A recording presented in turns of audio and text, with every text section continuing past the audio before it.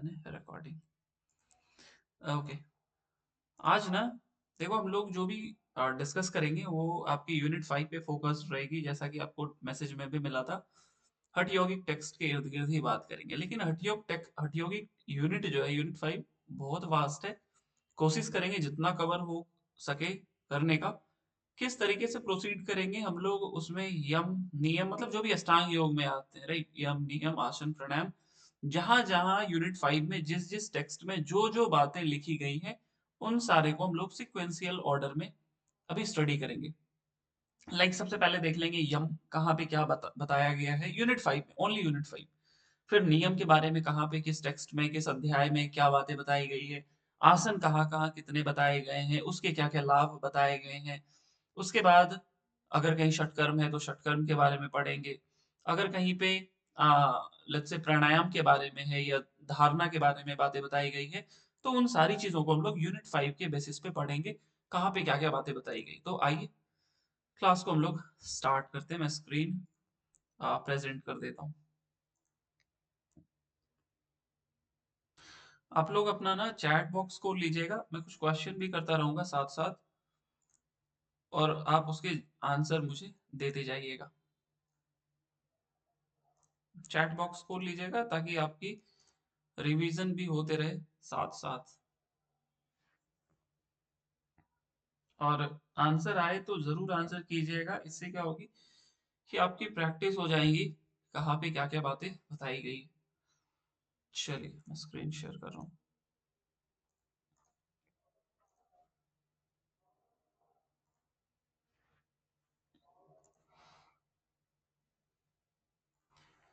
चलिए आइए हम लोग सबसे पहले डिस्कस करेंगे कि यम के बारे में ना, यम के बारे में कहाँ कहाँ बातें बताई गई है। पहले केवल टेक्स्ट के नाम आप मुझे बताएंगे, तो आप मैसेज करना शुरू कीजिए। तो यम के बारे में यूनिट 5 में किस किस टेक्स्ट में बातें बताई गई है यम के बारे में, आप पहले मुझे ग्रंथों के नाम मैसेज कीजिए। तो यम के बारे में कहाँ कहाँ बताया गया, फिर हम लोग इसको डिस्कशन स्टार्ट करेंगे। करते जाइए मैसेज, में देख रहा हूँ आप सभी के मैसेजेस, फिर मैं पढ़ूंगा।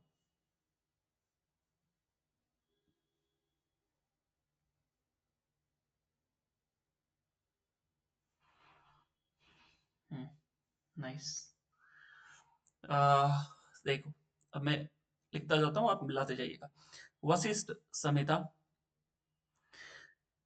वशिष्ठ संहिता के बारे में केवल यम की बात करेंगे ना, संहिता। इसके बाद आपकी आ, केवल यूनिट 5 की बात करेंगे, इधर उधर कोई नहीं जाएगा, केवल यूनिट 5 है तो फोकस करेंगे केवल यूनिट 5। इसके अलावा हम लोग बात करते हैं एसएसपी सिद्धांत पद्धति में यम के बारे में बताई गई है। इसके अलावा हठ प्रदीपिका में भी मिलती है, क्या मिलती है इसको भी मैं बताने वाला हूँ थोड़ी देर में। हठ प्रदीपिका में मिलती है बट डायरेक्टली नहीं मिलती है, राइट। इसके अलावा और हम लोगों को यूनिट 5 में कहीं नहीं मिलती, एक हठ रत्नावली में भले मिलती है, लेकिन वहां पे प्रॉपर यम और नियम नहीं बताए गए। वहां पे इसको कायिक कायिक और मानस नियम बताया गया, राइट।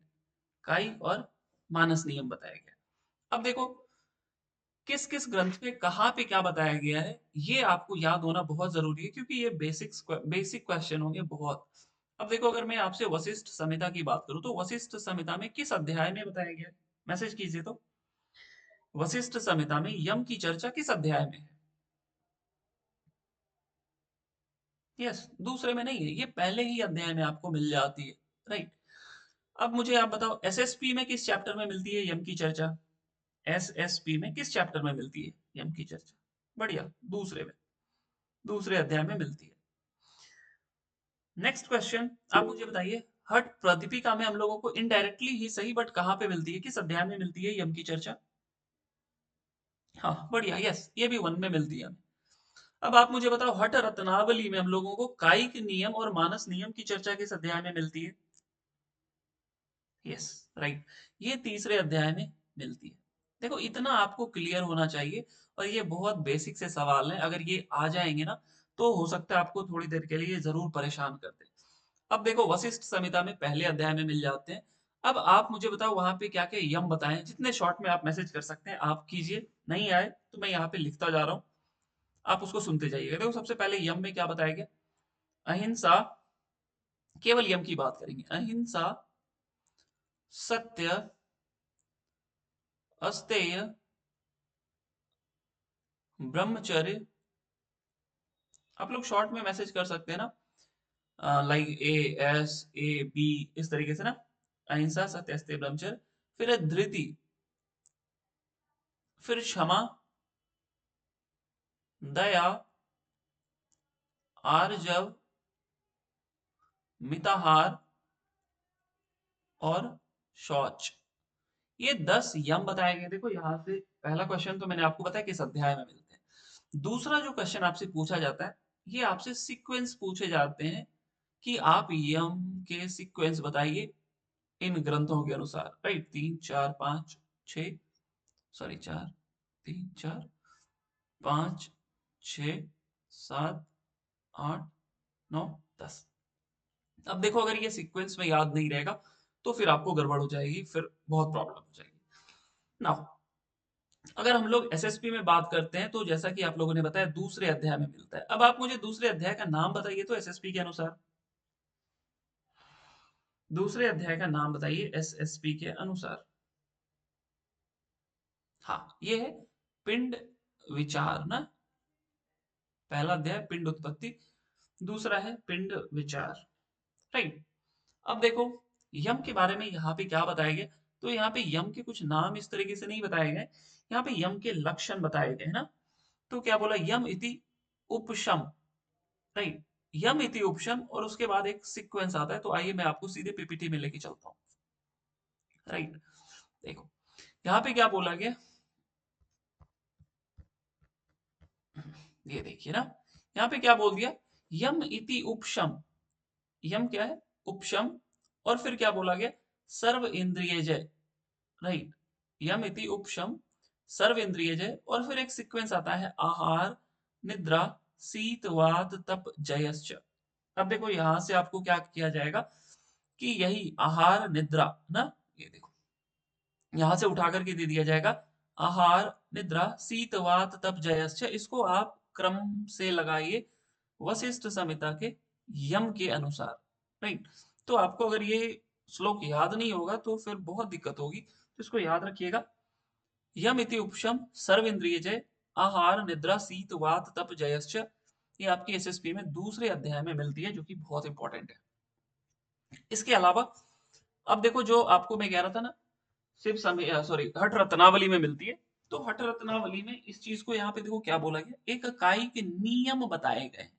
राइट, कायिक नियम जो आपके शरीर पे बहुत हद तक लागू होते हैं, या जिसको आप शारीरिक रूप से करते हैं। और हम लोग यम में भी क्या बोला गया, यम और नियम में ना, यम और नियम में हम लोग इसको क्या बोलते हैं, नियम में जैसे आपकी अगर योग सूत्र के अनुसार ही बात करते हैं ना, तो योग सूत्र में नियम में क्या क्या बातें बताई गई है, मैसेज कीजिए तो।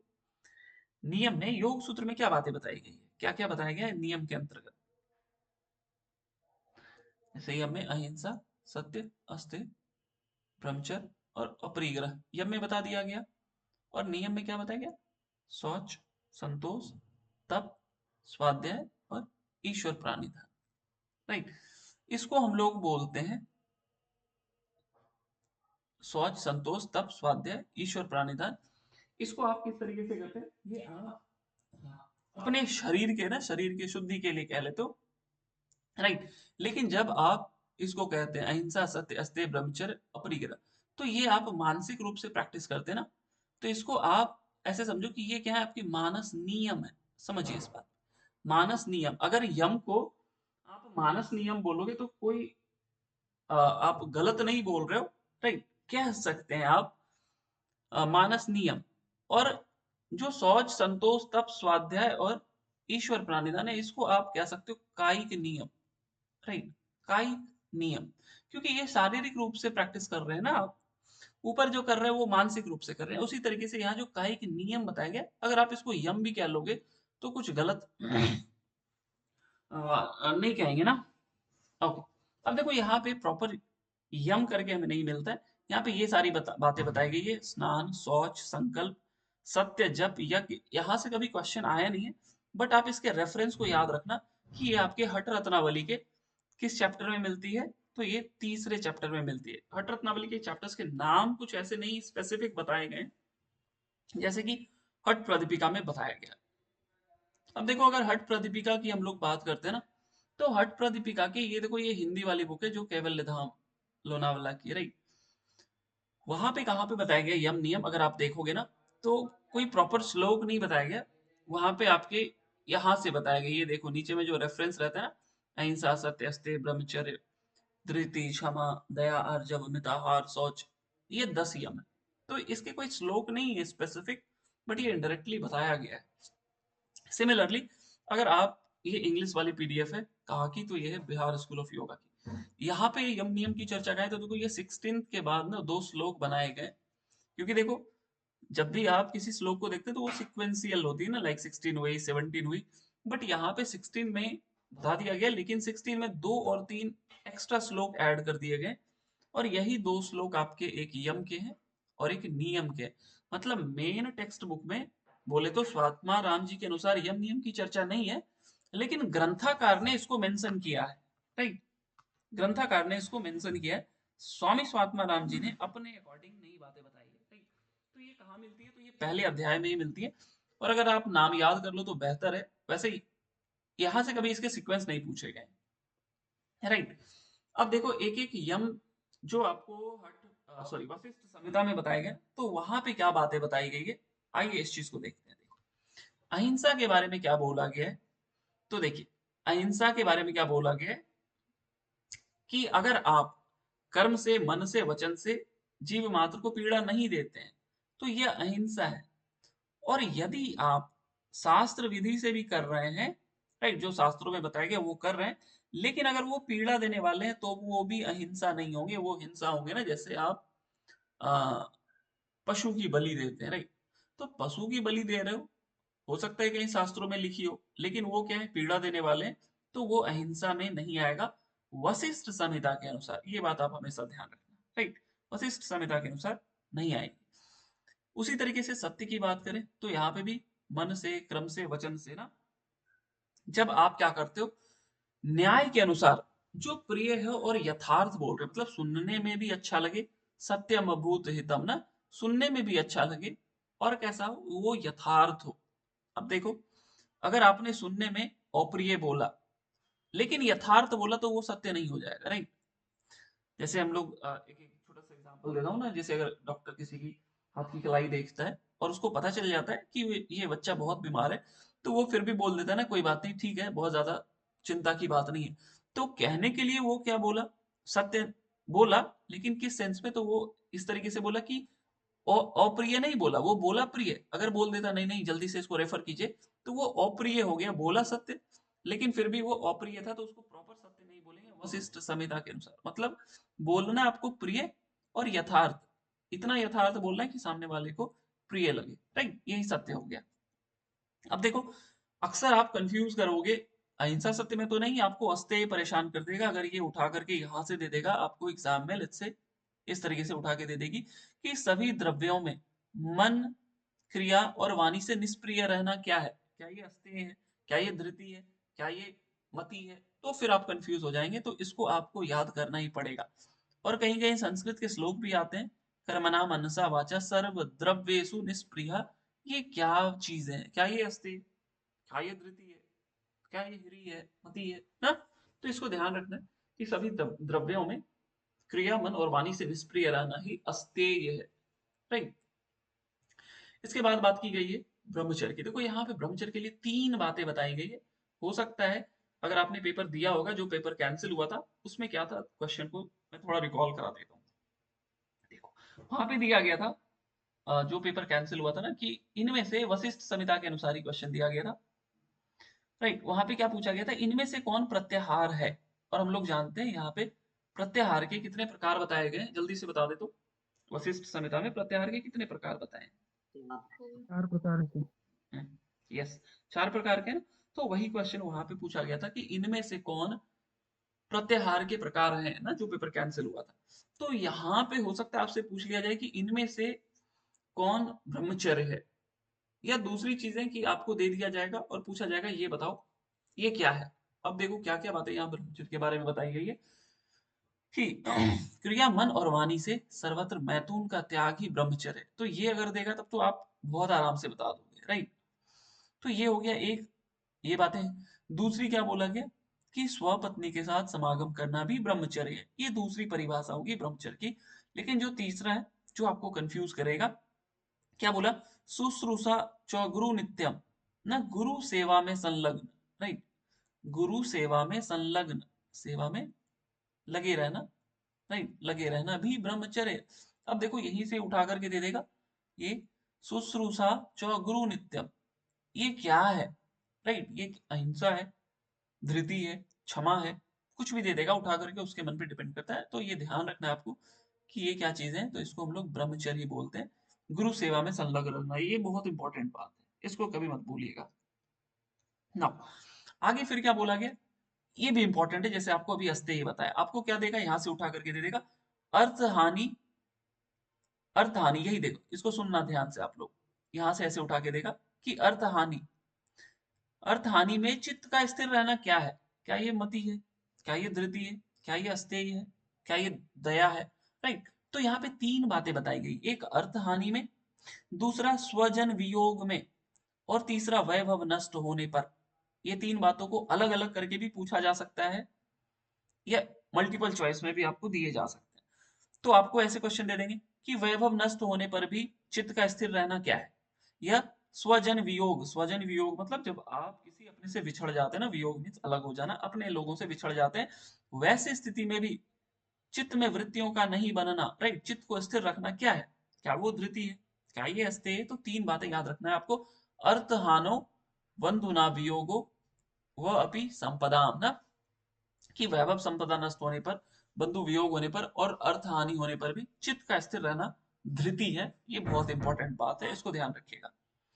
नेक्स्ट बात करते हैं हम लोग क्षमा की। अब देखो क्षमा के लिए यहाँ पे क्या बोला गया कि यहाँ से दो तरह के क्वेश्चन बनेंगे। देखो एक ऐसे दे देगा संस्कृत वाला, संस्कृत वाला अक्सर आप लोग इग्नोर कर देते हो, लेकिन मैं आपको हमेशा कहता हूँ कि देखो संस्कृत भले आपको नहीं आए लेकिन कुछ कुछ टर्म्स आपको एटलीस्ट याद होने चाहिए। तो यहाँ पे क्या इंपॉर्टेंट है, आपको देगा ऐसे, प्रिय अप्रियेषु सर्वेषु समत्वम यक्षिरीणाम, ये क्या है, ऐसे ऐसे क्वेश्चन आते हैं ना। और एक बात मैं हमेशा आपको कहता हूँ कि पेपर आपका 100 क्वेश्चन का होता है, लेकिन आप यही मानो कि 90 क्वेश्चन ही हैं आपके पेपर में, 10 क्वेश्चन ऐसे रहते हैं जिसका कोई सिर पैर नहीं रहता है। उसमें से जैसे कुछ आपको श्लोक देंगे, उसके रेफरेंस पूछे जाएंगे, कुछ श्लोक दे दिया जाएगा, उसके अर्थ पूछ लिए जाएंगे, तो ऐसे ऐसे क्वेश्चन रहते हैं। तो आप हमेशा मानो 90 क्वेश्चन है, इस 10 क्वेश्चन के लिए भी आप प्रिपेयर कर सकते हो, लेकिन आपको कुछ एक्स्ट्रा ऑर्डिनरी सोचना पड़ेगा। तो ये क्या है, प्रिय अप्रियेषु सर्वेषु समत्वम यक्षिरीणाम।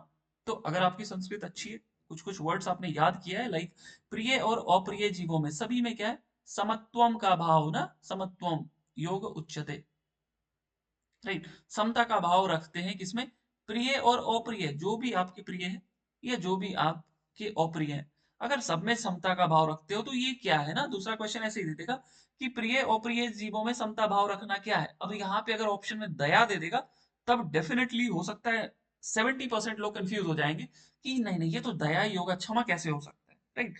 तो थोड़ी सी बारीकी से पढ़ना होगा, और मैं हमेशा आपको कहता हूँ कि अगर आपको यम पढ़ना है, तो आई मीन यम और नियम पढ़ना है, तो आप वशिष्ठ संहिता और त्रिशिकी ब्राह्मण इन दोनों को पढ़ लो। इसके अलावा यम नियम आपको वैसे भी पढ़ा हुआ ही रहता है। तो ये क्या था, ये क्षमा है, इसको ध्यान रखना है। नेक्स्ट अगर बात करते हैं हम लोग, तो यहाँ दया के बारे में देखो क्या बोला गया कि परे व बंधु वर्गे व मित्रे द्वे रष्टि व सदा। तो दूसरों के प्रति, यहाँ से भी देखो जैसे अस्तेय में बताया था ना, उसी तरीके से दूसरों के प्रति करुणा बुद्धि रखना क्या है, क्या ये दया है और ये क्या ये क्षमा है। देखो अगर दया और क्षमा दे देंगे ना तो मेजोरिटी ऑफ स्टूडेंट कंफ्यूज हो जाएंगे, क्योंकि दोनों बहुत सिमिलर हैं। तो इसलिए आपको श्लोक याद रहना बहुत जरूरी है, राइट। तो दूसरों के प्रति करुणा बुद्धि, या स्वजन के प्रति, या मित्र के प्रति, या शत्रु के प्रति, तो यहाँ चार बातें बताई गई है। तो इन चारों के प्रति अगर आप करुणा बुद्धि रखते हैं, इनमें से कोई एक भी देकर के पूछ लेगा, तो वो क्या हो जाएगा, दया हो जाएगा। तो दया और क्षमा को आप अच्छे से कर लेना, हो सकता है इस बार पेपर में आ जाए। ओके, नेक्स्ट आर्जव के बारे में क्या बताया गया, आइए देखते हैं। तो क्या बोला, यहां से भी ये उठा के देगा आपको, विहितेषु तदन्येषु मनोबकाय कर्म नाम, ये क्या है। और एक क्वेश्चन आपको पता है किस तरीके से आता है, इधर को दे देते हैं संस्कृत में, और इधर को दे देते हैं इसकी हिंदी, लाइक यहाँ दया दे देगा, यहाँ क्षमा दे देगा, यहाँ आर्जव दे देगा, और यहाँ पे अस्तेय दे देगा। और इसके संस्कृत श्लोक इस तरह से योग सूत्र में काफी फ्रिक्वेंटली पूछे जाते हैं, आपने देखा भी होगा। और एक नया क्वेश्चन पैटर्न चला है भगवत गीता का। गीता में आपने देखा होगा इधर सात्विक, राजसिक, तामसिक, नहीं सात्विक बुद्धि, राजसिक बुद्धि, तामसिक धृति, इस तरीके से देते हैं, और इधर संस्कृत के ही श्लोक रहते हैं। तो ये तो थोड़ा सा कॉम्प्लिकेटेड भी होगा, बट ये आप कर सकते हैं, क्योंकि ये यम नियम तो आप बचपन से, मतलब जब से आप योग पढ़ रहे हो, यम नियम पहली क्लास में ही आपको बताया गया होगा। तो यम नियम की चर्चा जहाँ कहीं भी उसको आप अच्छे से देख लेना। तो यहाँ पे क्या बोला, विहित में प्रवृत्ति, विहित में जो शास्त्रों में बताया गया है, तो विहित में प्रवृत्ति, उससे अन्य अतिरिक्त में निवृत्ति, ये क्या है, राइट। देखो बार बार मैं क्वेश्चन आपको हिंट कर दे रहा हूँ कि एग्जाम में आए तो आप कंफ्यूज मत होना ना, यहीं से उठा के देगा, विहित में प्रवृत्ति और अन्य में निवृत्ति, ये क्या है, ये धृति है, दया है, क्षमा है, बहुत ऑप्शन है उनके पास ना, 10 यम 10 नियम 20 ऑप्शन है, 4 ही चुनना है। अगर मैं रहूंगा तो बहुत कंफ्यूजिंग ही चूज करूंगा, राइट। तो प्रवृत्ति, सॉरी विहित में प्रवृत्ति मतलब जो शास्त्रों में लिखा है वो उसमें प्रवृत्ति, और इसके अन्य आपको किसी भी चीज में आ, आसक्ति नहीं होनी चाहिए, राइट, सब में निवृत्ति हो जाए, यही क्या है, आर्जव है, राइट। यही आर्जव बताएंगे, ये सुपर इंपॉर्टेंट है, इसको ध्यान रखना है आप लोगों को। तो यहीं से उठा करके दे देगा जिस तरीके से अभी बताया। अब देखो ये क्वेश्चन आए हुए हैं, यहाँ से कैसे आया था, मैच द फॉलोइंग आया था, और यहाँ से देखो, हालांकि ये तो बहुत इजी है, अगर आप पढ़े होंगे तो आप बहुत आराम से आंसर कर दोगे। ये उठा करके दे देगा, अष्टो ग्रासा मुने रुक्ता सोडस अरण्य वासिनाम, ये क्या है, तो ये है पहली चीज, तो ये है मिताहार। अब देखो यहाँ पे क्या बातें बताई गई, 8 का टेबल पढ़ लो, 8 16 32, और यहाँ पे मन भर कह लो ना, यथेष्ट। अब अलग अलग आश्रम के लिए अलग अलग भोजन बताया गया है, ठीक। तो क्या बोला, अष्टो ग्रासा मुने रुक्ता, 8 ग्रास मुनि के लिए बोला है। षोडश अरण्य वासिना, जो अरण्य मीन्स वानप्रस्थ में जो है, राइट, उनके लिए क्या बोला गया, अरण्य वासिनों के लिए षोडश मीन्स 16। फिर क्या बोला, द्वात्रिंशत 32 बोला गृहस्थ, अगर आप गृहस्थ जीवन में तो 32 ग्रास, ग्रास का सामान्यतः कौर बोलते हैं, बाइट बोलते हैं ना, 32 बाइट खाओ। और अगर आप ब्रह्मचर्य आश्रम है तो आप यथेष्ट खाएंगे। तो यहाँ से मैच द फॉलोइंग पूछा गया, वैसे ये सॉरी यहाँ पे मन भर गया यथेष्ट। ये क्वेश्चन को मैं क्वेश्चन नहीं कहूंगा कि ये तो बहुत इजी है, सभी को पता रहता है, इसलिए मैं यहाँ पे ज्यादा समय नहीं लूंगा आपका। ओके। सर ये 2023 के जून के एग्जाम में आया था। ओके, हाँ वो आया होगा, वो इजी है, इसलिए मैं उस पर ज्यादा कुछ नहीं बोलूंगा, आपको पता ही होगा ना, जो भी जहाँ भी आप पढ़ते हैं, जो भी पढ़ते हैं इस पे ज्यादा जोर देते हैं, तो वो आपको वैसे भी आता होगा। आगे, अब देखो लास्ट में क्या था, मिताहार के बाद शौच ना, ये शौच। अब ये शौच यहाँ पे दो प्रकार के बताए गए, राइट, दो प्रकार के। तो क्या क्या बोला गया शौच के बारे में, आइए देखो। शौचम च द्विविधम प्रोक्तम ना, हो सकता है आपसे पूछ लिया जाए कि वशिष्ठ संहिता में शौच कितने प्रकार का है, तो दो प्रकार का। अब कौन कौन, तो एक बहिरंग और एक अंतरंग। अब क्या बोला कि जिससे आप मन की शुद्धि करते हो वो अंतरंग शौच हो गया, और जो आप मिट्टी से जिसकी शुद्धि करते हैं ना, मृज्जलाभ्याम स्मृतम बाह्यम, जो आप शुद्धि मिट्टी से करते हैं उसको बाह्य शुद्धि बोलते हैं, और जो मन की शुद्धि के लिए आप करते हो उसको हम लोग बोलते हैं अंतरंग शुद्धि। तो मिट्टी और जल से बहिरंग होती है, और मन की शुद्धि को ही अंतरंग शौच कहा गया, राइट। अब देखो ये हो गया आपके यम। तो हम लोगों ने यम कहाँ कहाँ पढ़ा, ये आपको याद होना चाहिए। तो एक आपकी एसएसपी हो गई, जहाँ पे सीक्वेंस मैंने बताया, एक वशिष्ठ संहिता हो गया, एक हठ प्रदीपिका हो गई जहाँ पे मैंने दिखाया फर्स्ट चैप्टर में, एंड हठ रत्नावली के थर्ड चैप्टर में, जहाँ पे एक आपको कायिक और मानस नियम करके बताया गया, जो कि सुपर इंपॉर्टेंट है। आगे बात करते हैं हम लोग, देखो अब आते हैं नियम में ना। ये देखो अभी मैंने दिखाया था, हो सकता है कुछ लोग लेट से जुड़े तो आप उसको याद रखना, ये सीक्वेंस है, ऐसे देगा, उपशम, सर्वेंद्रिय जय, आहार, निद्रा, शीत। अब बोलेगा आप वशिष्ठ संहिता के अनुसार क्रम से लगाइए, क्रम लगाने का एकदम फेवरेट क्वेश्चन है एनटीए वालों का ना, तो इसको कर लेना, मैंने बता दिया, आप रिकॉर्डिंग देख लीजिएगा। ओके, ये चैप्टर 2 में मिलती है। अब बात करते हैं हम लोग नियम की। अब आप मुझे मैसेज करो, नियम की चर्चा हमें कहाँ कहाँ मिलती है, किस किस टेक्स्ट में, केवल यूनिट 5 के टेक्स्ट के नाम ही बताओगे, और किसी भी यूनिट में अभी हम लोग नहीं जाएंगे, ओनली स्टिक टू यूनिट 5। आप मुझे टेक्स्ट के नाम मैसेज कीजिए, मैं पढ़ रहा हूँ। नियम की चर्चा हमें किस किस ग्रंथ में मिलती है? यूनिट 5 के।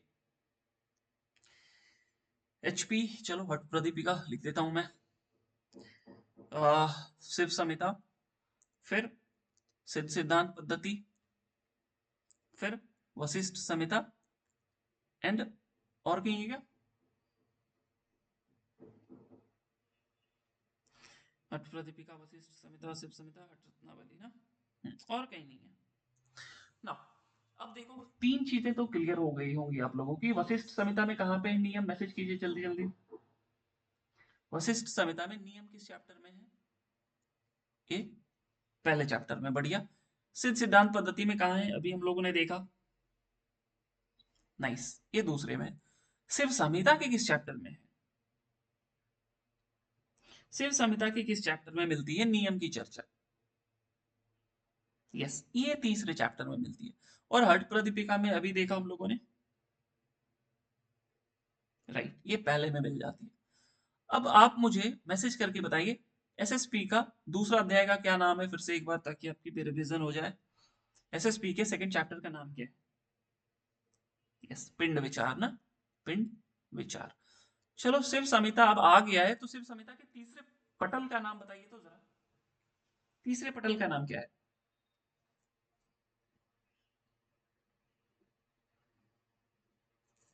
यस, ये इसको बोलते हैं प्राण प्रकरण ना, प्राण प्रकरण। शिव संहिता में टोटल कितने पटल हैं?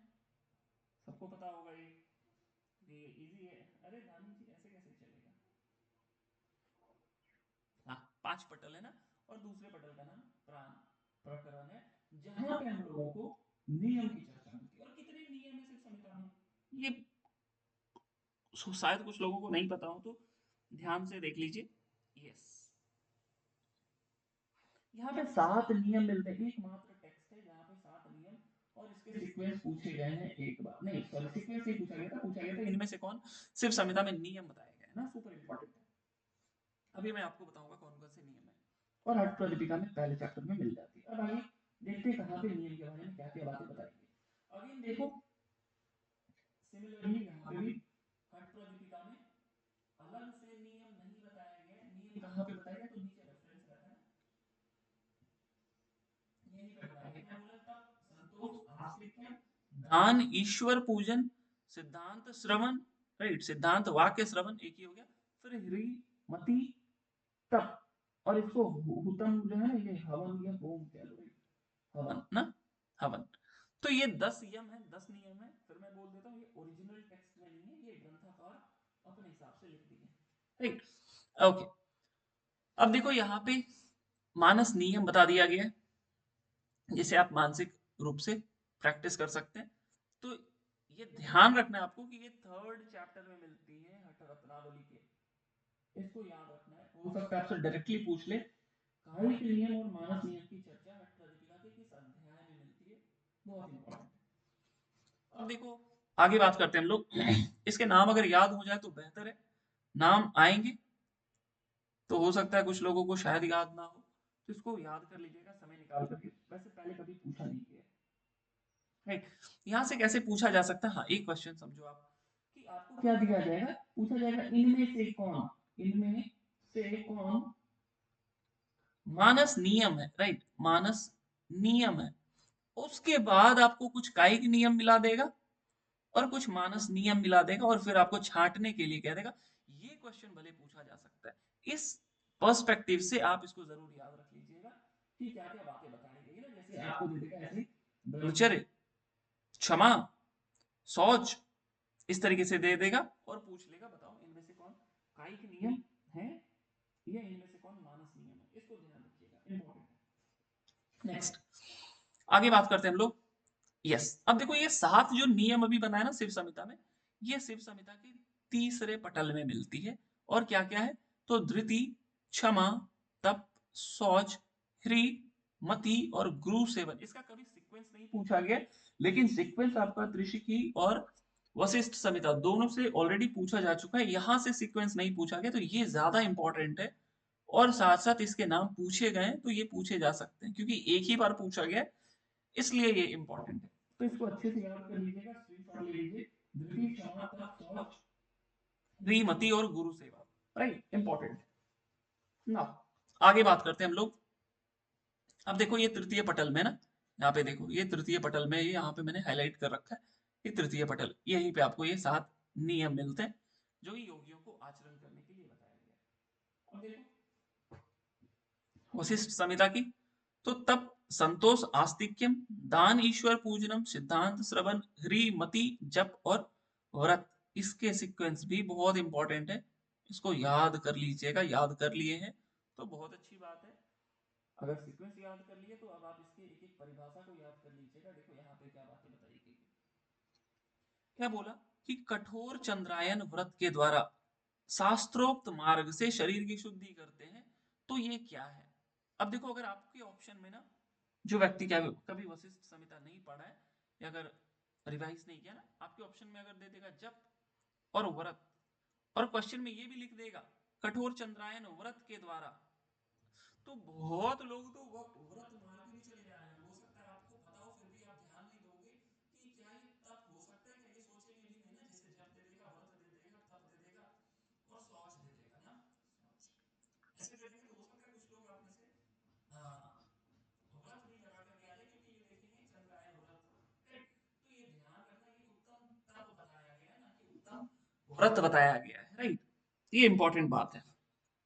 नाउ अब देखो संतोष के बारे में क्या बोला गया, अनायास लाभ की स्थिति में मन संतुष्ट रहे, राइट, ऐसे देखो यहां से ना, अनायास लाभ की स्थिति में जिसका मन संतुष्ट रहे, इसके अगर ऑप्शन आपको धृति दे दें, मति दे दें और संतोष भी दे दें, अब देखो ये कितने क्लोज हो गए ऑप्शन ना, धृति, मति, ह्री, ह्री भी दे दें। अब देखो इतने क्लोज अगर ऑप्शन देंगे ना, तब सोचो कितना ये कॉम्प्लिकेटेड हो जाएगा। तो यहाँ पे आपको यम और नियम बहुत बारीकी से और बहुत सावधानी से पढ़ने जरूरी है, इसको अच्छे से कर लेना। तो क्या बोला, अनायास, अननेसेसरी, अगर आपकी जैसे लॉटरी लग गई, राइट, तो लॉटरी मान लो आपको 10 करोड़ की लग गई तो आप पागल हो जाओगे, राइट, मन संतुष्ट नहीं रहेगा, लगेगा ये कर ले वो कर ले। तो अनायास लाभ की स्थिति, अगर आपको लकीली बहुत ज्यादा लाभ हो जाए, उस स्थिति में भी अगर मन संतोष रहता है तो उसको हम लोग कहते हैं, मन संतुष्ट रहे तो उसको हम लोग बोलते हैं संतोष, राइट, वो धृति मति नहीं होगी, वो संतोष। अब देखो ये भी आपसे पूछा जा सकता है, धर्म और अधर्म में विश्वास रखना क्या है, तो ये यहाँ पे आस्तिकता बताया गया है, right? तो ये संस्कृत में भी पूछा जा सकता है, धर्म अधर्मेशु विश्वासो, ये क्या है, अस्तेय है, धृति है, क्षमा है, ये आस्तिकता है। तो ध्यान से एक परिभाषा को देख लीजिएगा, समय है आपके पास रिवाइज करने का तो जरूर कर लीजिएगा। नेक्स्ट क्या बोला ये, न्याय से अर्जित धन्य धन, ना जो कुछ भी आप अर्जित करते हो कैसे न्याय पूर्वक, उसको जब आप श्रद्धा पूर्वक किसी को देते हैं तो वही दान बोला गया है, राइट, वही दान है। नाउ ईश्वर पूजन, हो सकता है आपसे पूछ ले जाए कि वशिष्ठ संहिता के अनुसार ईश्वर पूजन में किस ईश्वर की चर्चा मिलती है, तो ये याद रखिएगा भगवान विष्णु की चर्चा मिलती है। क्या बोला, प्रसन्नचित होकर भक्ति पूर्वक विष्णु की शास्त्रोक्त विधि से जब आप पूजा अर्चना करते हैं तो वही ईश्वर पूजन है। आगे बात करते हैं हम लोग। तो देखो ईश्वर पूजन के लिए यहाँ पे और भी बहुत सारी बातें बताई गई। जैसे पहले मैंने दो जगह आपको दिखाया था ना ऑप्शन में, आपको ऐसे देंगे, सुनिएगा ध्यान से, इंपॉर्टेंट है, बहुत इंपॉर्टेंट है। क्या लिखेगा कि शरीर का हिंसा आदि से रहित होना क्या है। तो जैसे ऊपर मैंने आपको बताया था ना, चार चार चीजें, देखो यहाँ पे भी चार चार बातें बताई गई है। क्या क्या बोला गया, एक तो बोला अंतःकरण का राग रहित होना, राइट, अंतःकरण का राग रहित होना क्या है, तो यह भी ईश्वर पूजन है। कॉमा दे दिया, वाणी का असत्य आदि भाषण से दूषित ना होना, ये क्या है, तो यह भी ईश्वर पूजन ही है।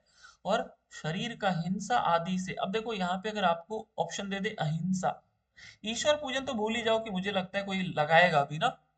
शरीर का हिंसा आदि से रहित होना क्या है, तो मुझे नहीं लगता कोई ईश्वर पूजन लगाएगा, सारा लोग अहिंसा लगा देंगे, हो सकता है कुछ लोग दया क्षमा भी लगा दें, ईश्वर पूजन नहीं लगा पाओगे। तो इसको ध्यान से देख लीजिए, क्या बोला, हिंसा आदि रहितम कायम इत ईश्वर पूजनम ना, कि हिंसा आदि से रहित ईश्वर पूजन है। और क्या बोला, रागात यहाँ से उठा करके भी दे देगा ना, ये श्लोक पूछ लिया जाएगा क्या है। ये देखो, ये संस्कृत वाला जो मैं बोल रहा हूँ ना, ये एक्सट्रीम केस में पूछेगा, हमेशा नहीं पूछेगा, बट ये फ्रिक्वेंटली पूछ सकता है आपसे, राइट। जो हिंदी वाले मैं कह रहा हूँ ना, ये आपसे जरूर पूछेगा। अगर आप हिंदी वाला कर लिए तभी आप इसको करना संस्कृत में, अननेसेसरी आप मत जाइएगा, आपका ज्यादा समय वेस्ट हो जाएगा। आगे बात करते हैं हम लोग। हाँ, अब यहाँ पे देखिए सिद्धांत श्रवण, ये नियम चल रहा है अभी। अब आपको अगर लेट्स से ऑप्शन दे देगा, सद ग्रंथों का अध्ययन करना क्या है, क्या ये सिद्धांत श्रवण है, या क्या ये आ, आ, क्या बोलते हैं उसको, स्वाध्याय। हाँ स्वाध्याय। स्वाध्याय है, स्वाध्याय। हाँ स्वाध्याय है, या सिद्धांत श्रवण है, इस तरीके से दे देगा तो हो सकता है कुछ लोग स्वाध्याय भी लगा देंगे और बाद में आपको पता चलेगा स्वाध्याय तो वशिष्ठ संहिता में था ही नहीं। तो ये तीन बात यहाँ पे भी क्या बोला गया, अपने अपने वैदिक शाखा का अध्ययन, ये भी सिद्धांत श्रवण है, ये स्वाध्याय नहीं है। वशिष्ठ संहिता की मैं बात कर रहा हूँ ना।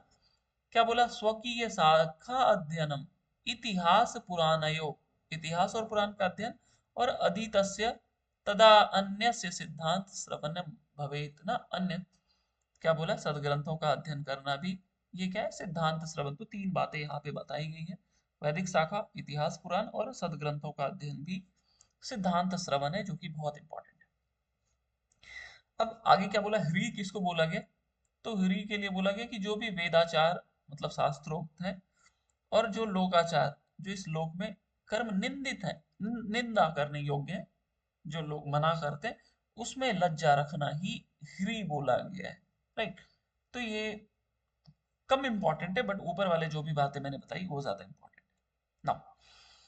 क्या बोला गया, देखो शास्त्र विहित सभी कर्मों में निष्ठा, मतलब जो शास्त्र में बताई गई उसमें आपकी अगर श्रद्धा है, और क्या, कि गुरु के आदेश के अतिरिक्त कर्म का त्याग करना क्या है, राइट। तो ये दोनों बातें ना, कि शास्त्र विहित सभी कर्मों में निष्ठा, और गुरु के आदेश के अतिरिक्त सभी कर्मों का त्याग क्या है, क्या ये धृति है, क्या ये मति है, क्या ये श्रद्धा है, क्या ये सिद्धांत श्रवण है, तो ये क्या है, ये मति है, राइट। ये मति है। तो दोबारा जब आप पढ़ोगे ना तो आपको थोड़ी क्लैरिटी मिल जाएगी, वही क्लैरिटी मैं आपको प्रोवाइड करने जा रहा हूँ या कर रहा हूँ, राइट। इसको देख लीजिएगा। Now lastly, sorry second last, ये बोला गया जब, तो यहाँ से क्वेश्चन आ गया, मैं थोड़ा सा इसको जल्दी बोलूंगा। जब तीन प्रकार का बताया गया, पहला क्वेश्चन, वशिष्ठ संहिता में जब के प्रकार कितने हैं, तो तीन है।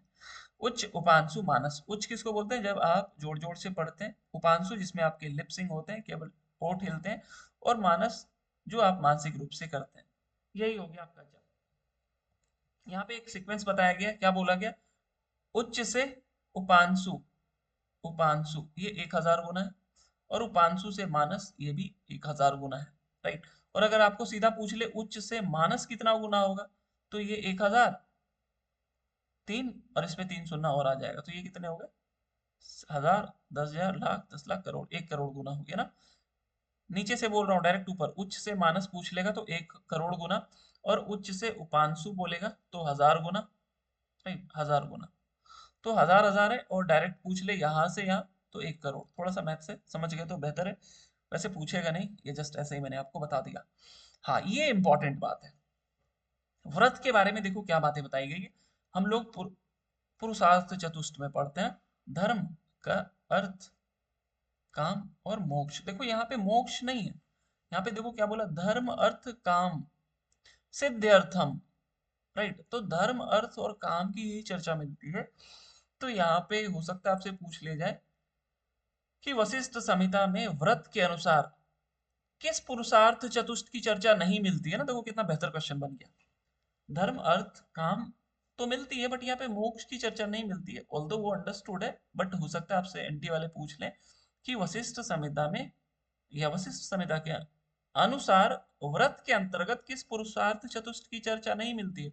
अब आप तो कहोगे ले, ये तो मैंने कभी देखा भी नहीं था, अब इसमें कौन से, तो ये आप तो मोक्ष तो लगाओगे ही नहीं, क्योंकि कहोगे मोक्ष तो बिल्कुल होगा ही होगा, आप काम ही, ज्यादातर लोग काम ही लगाएंगे ना। तो यहाँ देख लो क्या लिखा हुआ है, धर्म अर्थ काम सिद्ध्यर्थम उपाय ग्रहणम व्रतम ना। ये क्या है, व्रत है, जो सुपर इंपॉर्टेंट था, जो अभी मैंने आपको जस्ट बताया। आगे बढ़ते हैं हम लोग नियम के बारे में ना। नियम के बारे में आप लोग मैसेज कीजिए तो जल्दी से। एक सीक्वेंस है, सिद्ध सिद्धांत पद्धति में नियम के बारे में क्या बातें बताई गई है, उसके लक्षण के मैसेज कीजिए, तो मैं देख रहा हूँ।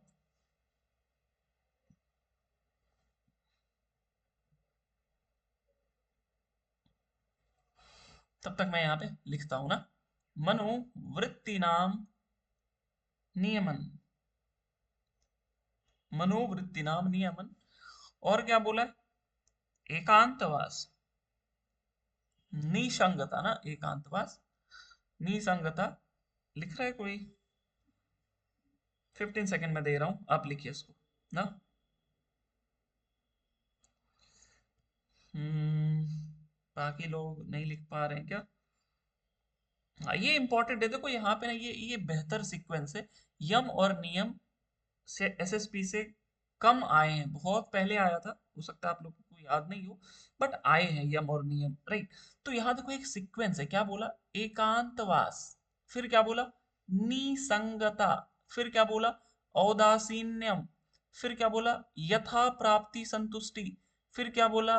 वैराग्यम, फिर क्या बोला? गुरु चरणावधुत्वम। यही आपको बीच से उठा करके, यहां से उठा के देगा। एक, दो, तीन, चार और पांच बोलेगा, लगाओ क्रमानुसार। अब देखो, आते हैं ऐसे क्वेश्चन। सीक्वेंस अगर ऐसा कहीं बनता है तो उसको जरूर याद रखिएगा, इंपॉर्टेंट बात है। और ये चैप्टर कौन सा है? तो ये है आपका सेकंड चैप्टर, पिंड विचार चल रहा है। पिंड विचार में नियम की चर्चा मिलती है सिद्ध सिद्धांत पद्धति में। और यही सीक्वेंस आपको याद रखने हैं। इसके सीक्वेंस पूछ लेंगे तो फिर आपको लगेगा कि क्वेश्चन पेपर बहुत टफ आ गया। ये टफ नहीं है, ये बहुत इजी है। और ये यम नियम ही है। अगर यम नियम आसन प्राणायाम से क्वेश्चन नहीं पूछेगा तो कहाँ से पूछेगा? वो तो बेसिक्स है आपके ना। तो ये आपको पता होना चाहिए। नहीं पता था, ये अभी पता चला, तो आप इसका स्क्रीनशॉट ले लो, दोबारा इसको जा करके जरूर देखिएगा। जो भी बातें आपको बिल्कुल नया पता चल रही है और लग रहा है कि आपको स्क्रीनशॉट नहीं ले पाए, तो रिकॉर्डिंग आपको मैं भेज दूंगा, आप उसको दोबारा से जरूर देख लीजिएगा और पेशेंस के साथ, राइट। तो अब देखो, ये नियम की चर्चा थी। तो नियम की चर्चा, यम में हम लोग ने वही 3 ग्रंथ पढ़ा। एसएसपी, हठ प्रदीपिका, हठ रत्नावली, वशिष्ठ संहिता, ये 3 हो गए। और एसएसपी ना, सॉरी हाँ, एसएसपी तो ऊपर लिख दिया। एसएसपी, हठ प्रदीपिका, हठ रत्नावली, वशिष्ठ संहिता। नियम की बात करते तो ये तो 4 हो ही गए। और साथ में एक शिव संहिता, शिव संहिता के तीसरे पटल में मिली।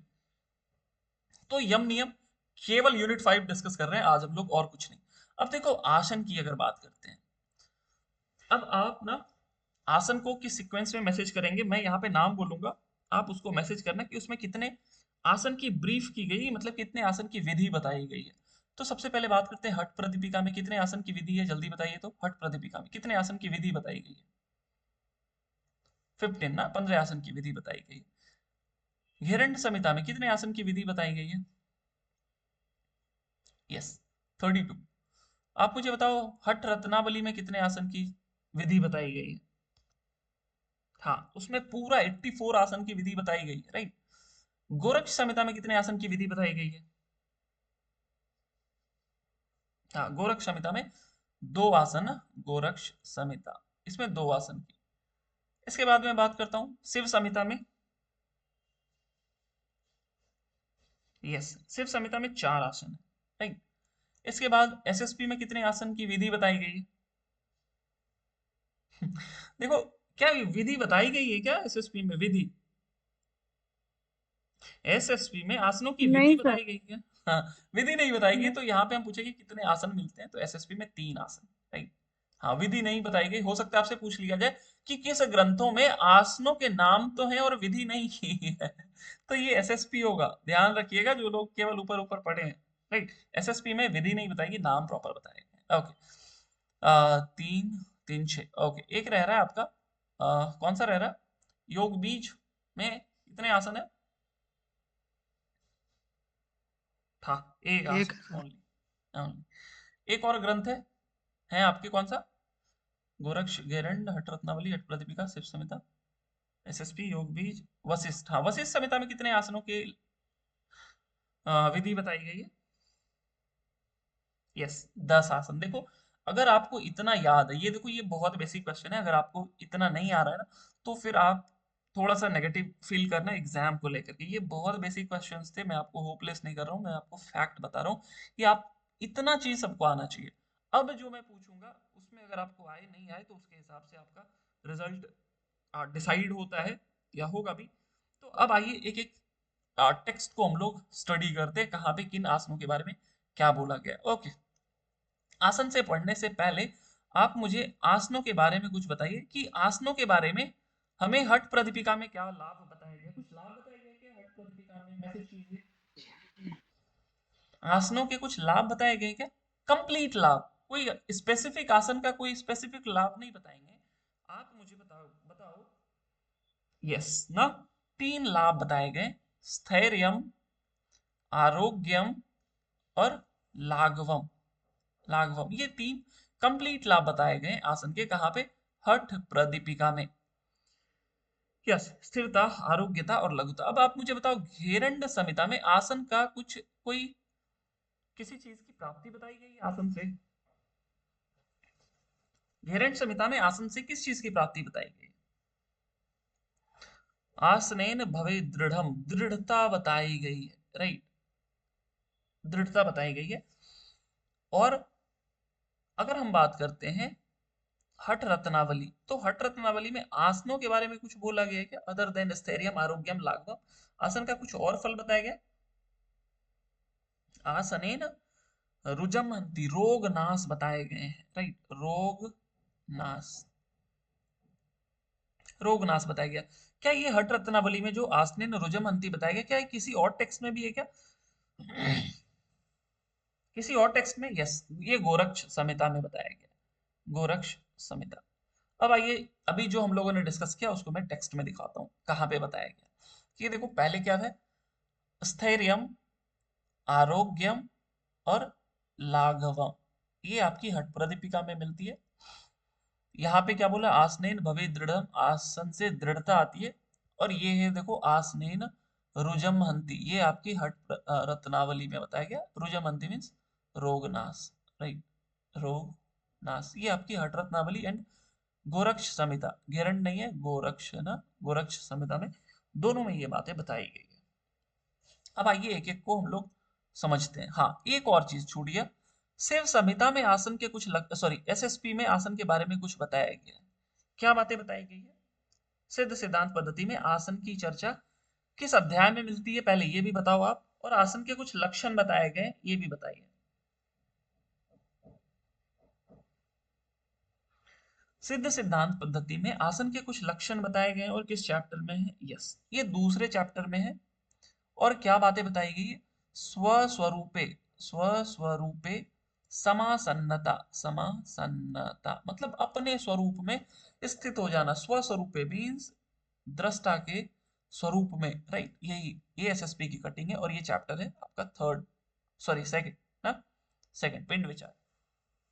क्या लिखा हुआ है, आसनम इति स्वस्वरूपे समासन्नता, ये डायरेक्ट यही दे देगा आपको, स्वस्वरूपे समासन्नता क्या है, क्या ये आसन है, क्या ये यम है, क्या ये नियम है, क्या ये ध्यान है, क्या ये धारणा है, क्या ये प्रत्याहार है, राइट, बहुत तरीके से क्वेश्चन बनाए जा सकते हैं।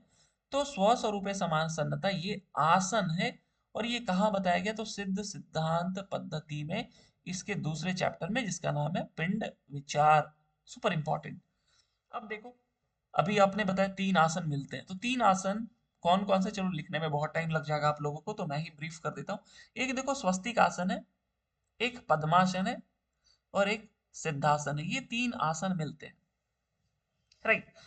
तो आप ना अक्सर ऐसे ही याद करते हो, एक स्वस्तिक आसन याद कर लेते हो एस से, एक से याद कर लेते हो सिद्धासन, एक से याद कर लेते हो पद्मासन, ये तो आप याद करते हो, लेकिन मैं कहूंगा देखो ये थोड़ा सा इसके पैटर्न को बदलिए आप।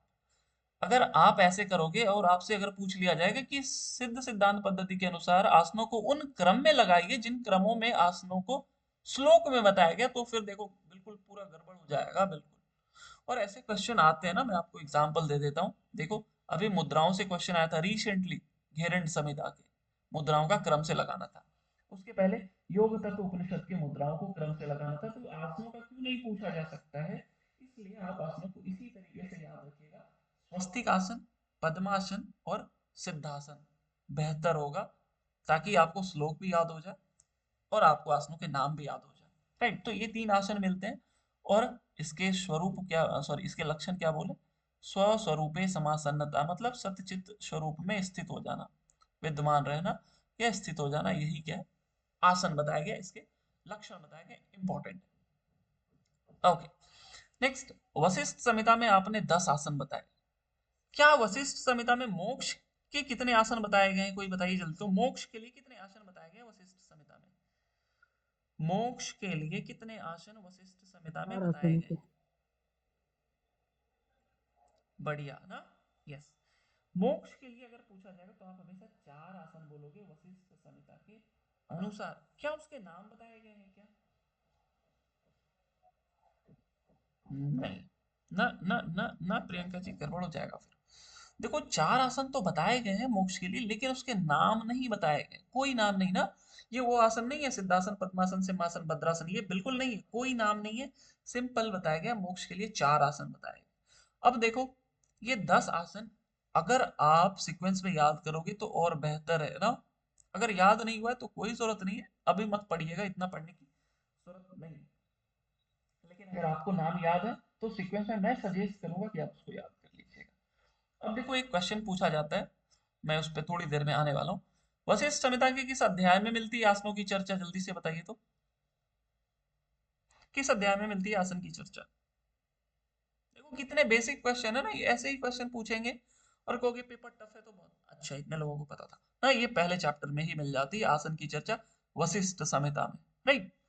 अब देखो ये 10 आसन बताए गए, अब इन 10 के सारे के लाभ नहीं बताए गए, कुछ के लाभ बताए गए, कुछ के नहीं। अब हो सकता है आपसे पूछ ले कि हाँ, ये क्वेश्चन भले पूछा जा सकता है कि वशिष्ठ संहिता के 10 आसनों में किस आसन की चर्चा नहीं मिलती है, राइट, 10 आसनों में किस आसन की चर्चा नहीं मिलती, और आप अगर नोटिस करेंगे ना, देखो यहाँ सिद्धासन नहीं मिलता है, राइट, यहाँ पे सिद्धासन नहीं मिलता है, भले मुक्तासन के विधि सिद्धासन जैसी है बट सिद्धासन नहीं मिलता है, ये बात आप अपने दिमाग में बिठा लीजिएगा, ये भी इंपॉर्टेंट बात है कि यहाँ पे हमें सिद्धासन की चर्चा नहीं मिलती है, भले वो मुक्तासन के स्वरूप में मिले वो अलग बात है, तो ये इंपॉर्टेंट बात बताई मैंने अभी। अब देखिए कुछ आसनों के लाभ हैं जो आपको पता होना चाहिए, क्वेश्चन आते हैं लाभ से, डायरेक्ट क्वेश्चन देगा कि वशिष्ठ संहिता के अनुसार स्वस्तिक आसन का क्या लाभ बताया गया, तो सर्व पाप प्रणाशनम, अगर आपको सर्व पाप याद है तो आप इसको इस रूप में याद कीजिएगा, सर्व पाप प्रणाशनम, ये क्यों मैं बता रहा हूँ अभी थोड़ी देर में मैं बताने वाला हूँ, राइट, सर्व पाप प्रणाशनम, ये सिद्धासन, सॉरी स्वस्तिक आसन के लाभ बताए गए। देखो स्वस्तिक आसन का ना 2 ही टेक्स्ट में लाभ बताया गया, बताएगा कोई दूसरा टेक्स्ट कौन सा है स्वस्तिक आसन का लाभ, दूसरा कौन सा टेक्स्ट है जिसमें स्वस्तिक आसन के लाभ बताए गए रेसिपी ब्राह्मण संसद। हैं, यस, सर शिव संहिता में शिव सर्व संहिता में, दुख राइट, प्रणाशनम। दूसरा जो है ना शिव संहिता, तो स्वस्तिक आसन को जनरली हम लोग देखते हैं घेरंट संहिता, हठ प्रदीपिका, हठ रत्नावली, वहां नहीं मिलता है तो हम लोग उसको इग्नोर कर देते हैं, और क्वेश्चन आ गया था और लोग इसमें गलती किए भी थे, राइट, यस, एक शिव संहिता में मिलती है और एक वशिष्ठ संहिता में स्वस्तिक आसन के प्रॉपर लाभ बताए गए श्लोक में, क्या लाभ है अभी हम लोग थोड़ी देर में देखेंगे। अब देखो पद्मासन के लिए क्या बोला गया, तो यहाँ पे कुछ व्याधि नाश उस तरीके से नहीं बताया गया, यहाँ पे सीधा बोला सर्वेशाम इव पूजितम, सभी के द्वारा पूजित आसन है, राइट, इसको भी आप इसी तरीके से याद करना, सर्वेशाम पूजितम, सर्वेशाम इव पूजितम, सभी के द्वारा पूजित, क्योंकि आगे आपको मिलेगा, देखो अभी आपने पद्मासन देखा, अब आप सिद्धासन देख रहे हो, तो सॉरी सिंहासन, तो सिंहासन में क्या बोला, पूजितम योगी भी सदा, तो योगियों के द्वारा पूजित पूछ ले तो सिंहासन, और सभी के द्वारा पूछ ले तो सिद्धासन। देखो ये मैं फालतू की बात, सॉरी पद्मासन, ये मैं फालतू की बात नहीं कर रहा हूँ कि सर क्या ये बोल रहे हैं सभी पूजेंगे तो वो पद्मासन हो जाएगा, योगी पूजेंगे तो सिंहासन, नहीं, ये फालतू बात नहीं कह रहा हूँ। हाँ क्वेश्चन भले फालतू है, और ये मैं आज से पहले नहीं बताता, आई मीन इधर के 1-2 साल की पेपर नहीं देखता तो पहले मैं नहीं बताता, लेकिन इधर 1-2 साल से क्वेश्चन आए हैं ना, क्वेश्चन ऐसे आए थे, देखो अगर आपको याद है तो बेहतर है, आपकी रिवीजन हो जाएगी, नहीं याद है तो याद कर लीजिए, ऐसे आते हैं, सर्व सिद्धिदायक, राइट, सर्व सिद्धिदायक और सिद्धि प्रदायक, उसी तरीके से जठर जनयति जठराग्नि, उदयम जठरानलस्य, और एक और क्या है, जठर प्रदीप्तम, राइट, ऐसे क्वेश्चन आते हैं और फिर मैच द फॉलोइंग पूछ लिया जाता है। अब देखो आप कहोगे सर तीनों तो जट से आगे नहीं, बिल्कुल जट से आगे नहीं, I totally agree with you, लेकिन ऐसे क्वेश्चन आते हैं इसलिए आपको मैं यहाँ सचेत कर दे रहा हूँ कि अगर सभी पूछेंगे तो पद्मासन हो जाएगा और केवल योगी पूछेंगे तो सिंहासन हो जाएंगे, इसको याद रखिएगा। इंपॉर्टेंट है ये, बहुत इंपॉर्टेंट है। अब देखो यहाँ पे एक दृष्टि बताई नासाग्र, तो अगर सिंहासन में बोला जाए ना तो सभी जगहों पे अगर कहीं पे दृष्टि बताई गई है सिंहासन में तो वो नासाग्र दृष्टि ही है, इसको ध्यान रखिएगा, इंपॉर्टेंट है। अब देखो मयूरासन के लिए क्या बोला, सर्व पाप विनाशनम, ऊपर स्वस्तिक में क्या था, प्रणाशनम। तो थोड़ा सा ध्यान रखिएगा, मयूर पूछा तो सर्व पाप विनाशनम, स्वस्तिक पूछा तो सर्व पाप प्रणाशनम। इसमें कोई डिबेट करने वाली बात नहीं है कि दोनों में क्या अंतर है, कोई अंतर नहीं है, ये भी पापों को नाश कर रहा है, वो भी पापों को नाश कर रहा है, वर्ड्स के डिफरेंस है, दैट्स इट। और क्वेश्चन आते हैं नाउ, ये भद्रासन का कभी नहीं पूछा गया बट ये सुपर इंपॉर्टेंट है। क्या बोला, भद्रासनम सर्व व्याधि विशापहम, ये डायरेक्ट देगा, बोलेगा वशिष्ठ संहिता के किस आसन का लाभ है, राइट, वशिष्ठ संहिता के किस आसन का लाभ है, इंपॉर्टेंट है ये बात। अब देखो आगे क्या बोला गया, तो ये भद्रासन का एक लाभ है, क्या ये भद्रासन का लाभ और हम लोगों को कहीं मिलता है क्या? हट रत्नावली। हठ रत्नावली में सेम लाभ मिलते हैं हम लोगों को भद्रासन के, इसको ध्यान रखना है, भद्रासन से कभी क्वेश्चन नहीं आया और हो सकता है इस बार ज्यादा चांसेस से आ जाए, राइट। तो इसमें कुछ बताऊंगा नहीं, बस याद रखना व्याधि और विष दोनों को नाश कर रहा है, राइट, व्याधि और विष दोनों को हर ले रहा है, कौन, भद्रासन। ना देखो गोरख शासन की बात करते हैं तो बहुत लोग वहां पद्मासन बोल देते हैं लेकिन पद्मासन नहीं बोलेंगे, देखो श्लोक में कमलासन लिखा हुआ है, इसको मैं क्लियर कर देता हूँ। तो एकम सिद्धासनम प्रोक्तम द्वितीयम कमलासनम, तो एक सिद्धासन और एक कमलासन। देखो सिद्धासन जहां कहीं भी होगा, अगर दृष्टि पूछी जाएगी तो हमेशा भ्रू मध्य होगी, राइट, भ्रू मध्य हमेशा, एवरी टाइम एवरीवेयर। कमलासन मीन्स है, वो होता पद्मासन है, नो डाउट, राइट, होता पद्मासन है, जैसे अभी ऊपर पे देखा ना आपने, मैंने ये नहीं बोला कि वहां पे सिद्धासन नहीं है, वो है सिद्धासन एग्जैक्टली है, बट वो मुक्तासन के फॉर्म में। सिमिलरली यहाँ पे पद्मासन है नो डाउट, बट ये कमलासन बताया गया इसलिए आप इसको कमलासन ही याद करेंगे ना।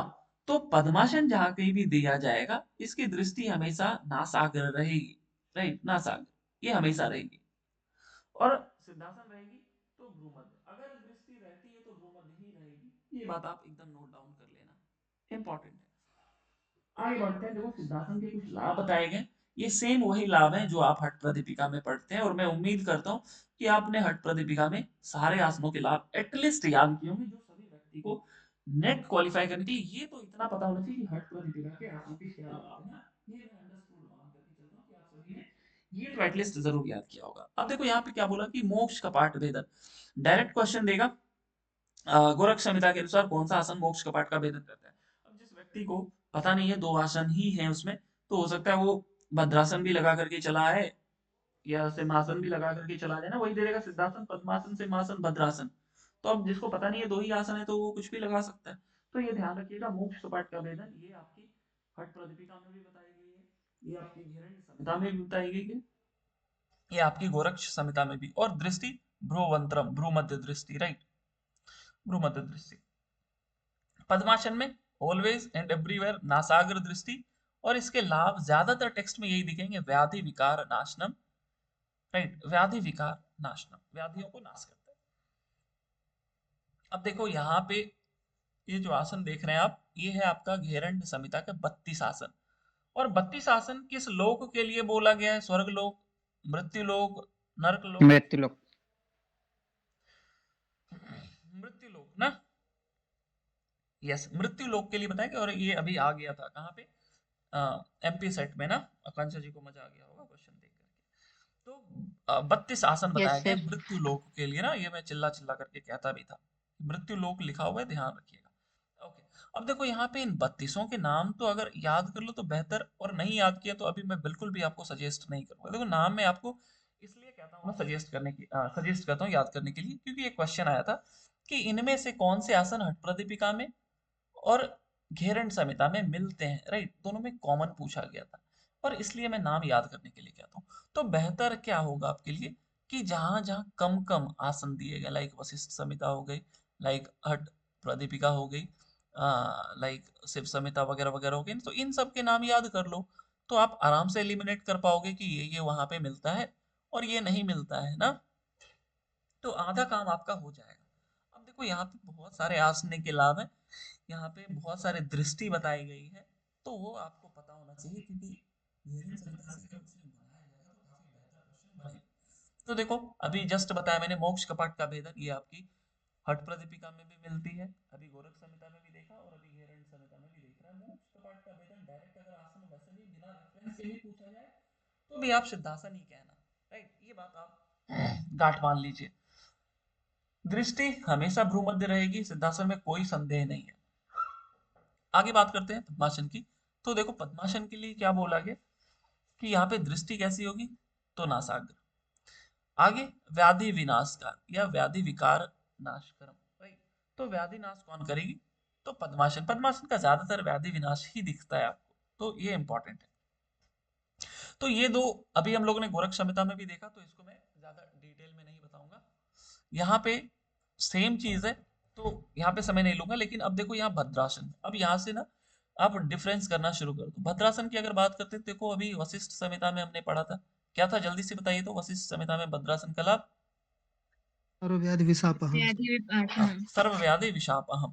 अब देखो यहाँ पे क्या बोला गया कि ये सर्व व्याधि विनाशकम, केवल यहाँ पे व्याधि बताई गई है, यहाँ पे विष की चर्चा नहीं मिलती। केवल दो टेक्स्ट हैं, एक है आपकी, उसके अलावा भी उस तरीके के लाभ है, उसको हम लोग बाद में देखेंगे, एक हठरत्नावली और एक वशिष्ठ संहिता, इन्हीं दोनों जगह बताई गई है।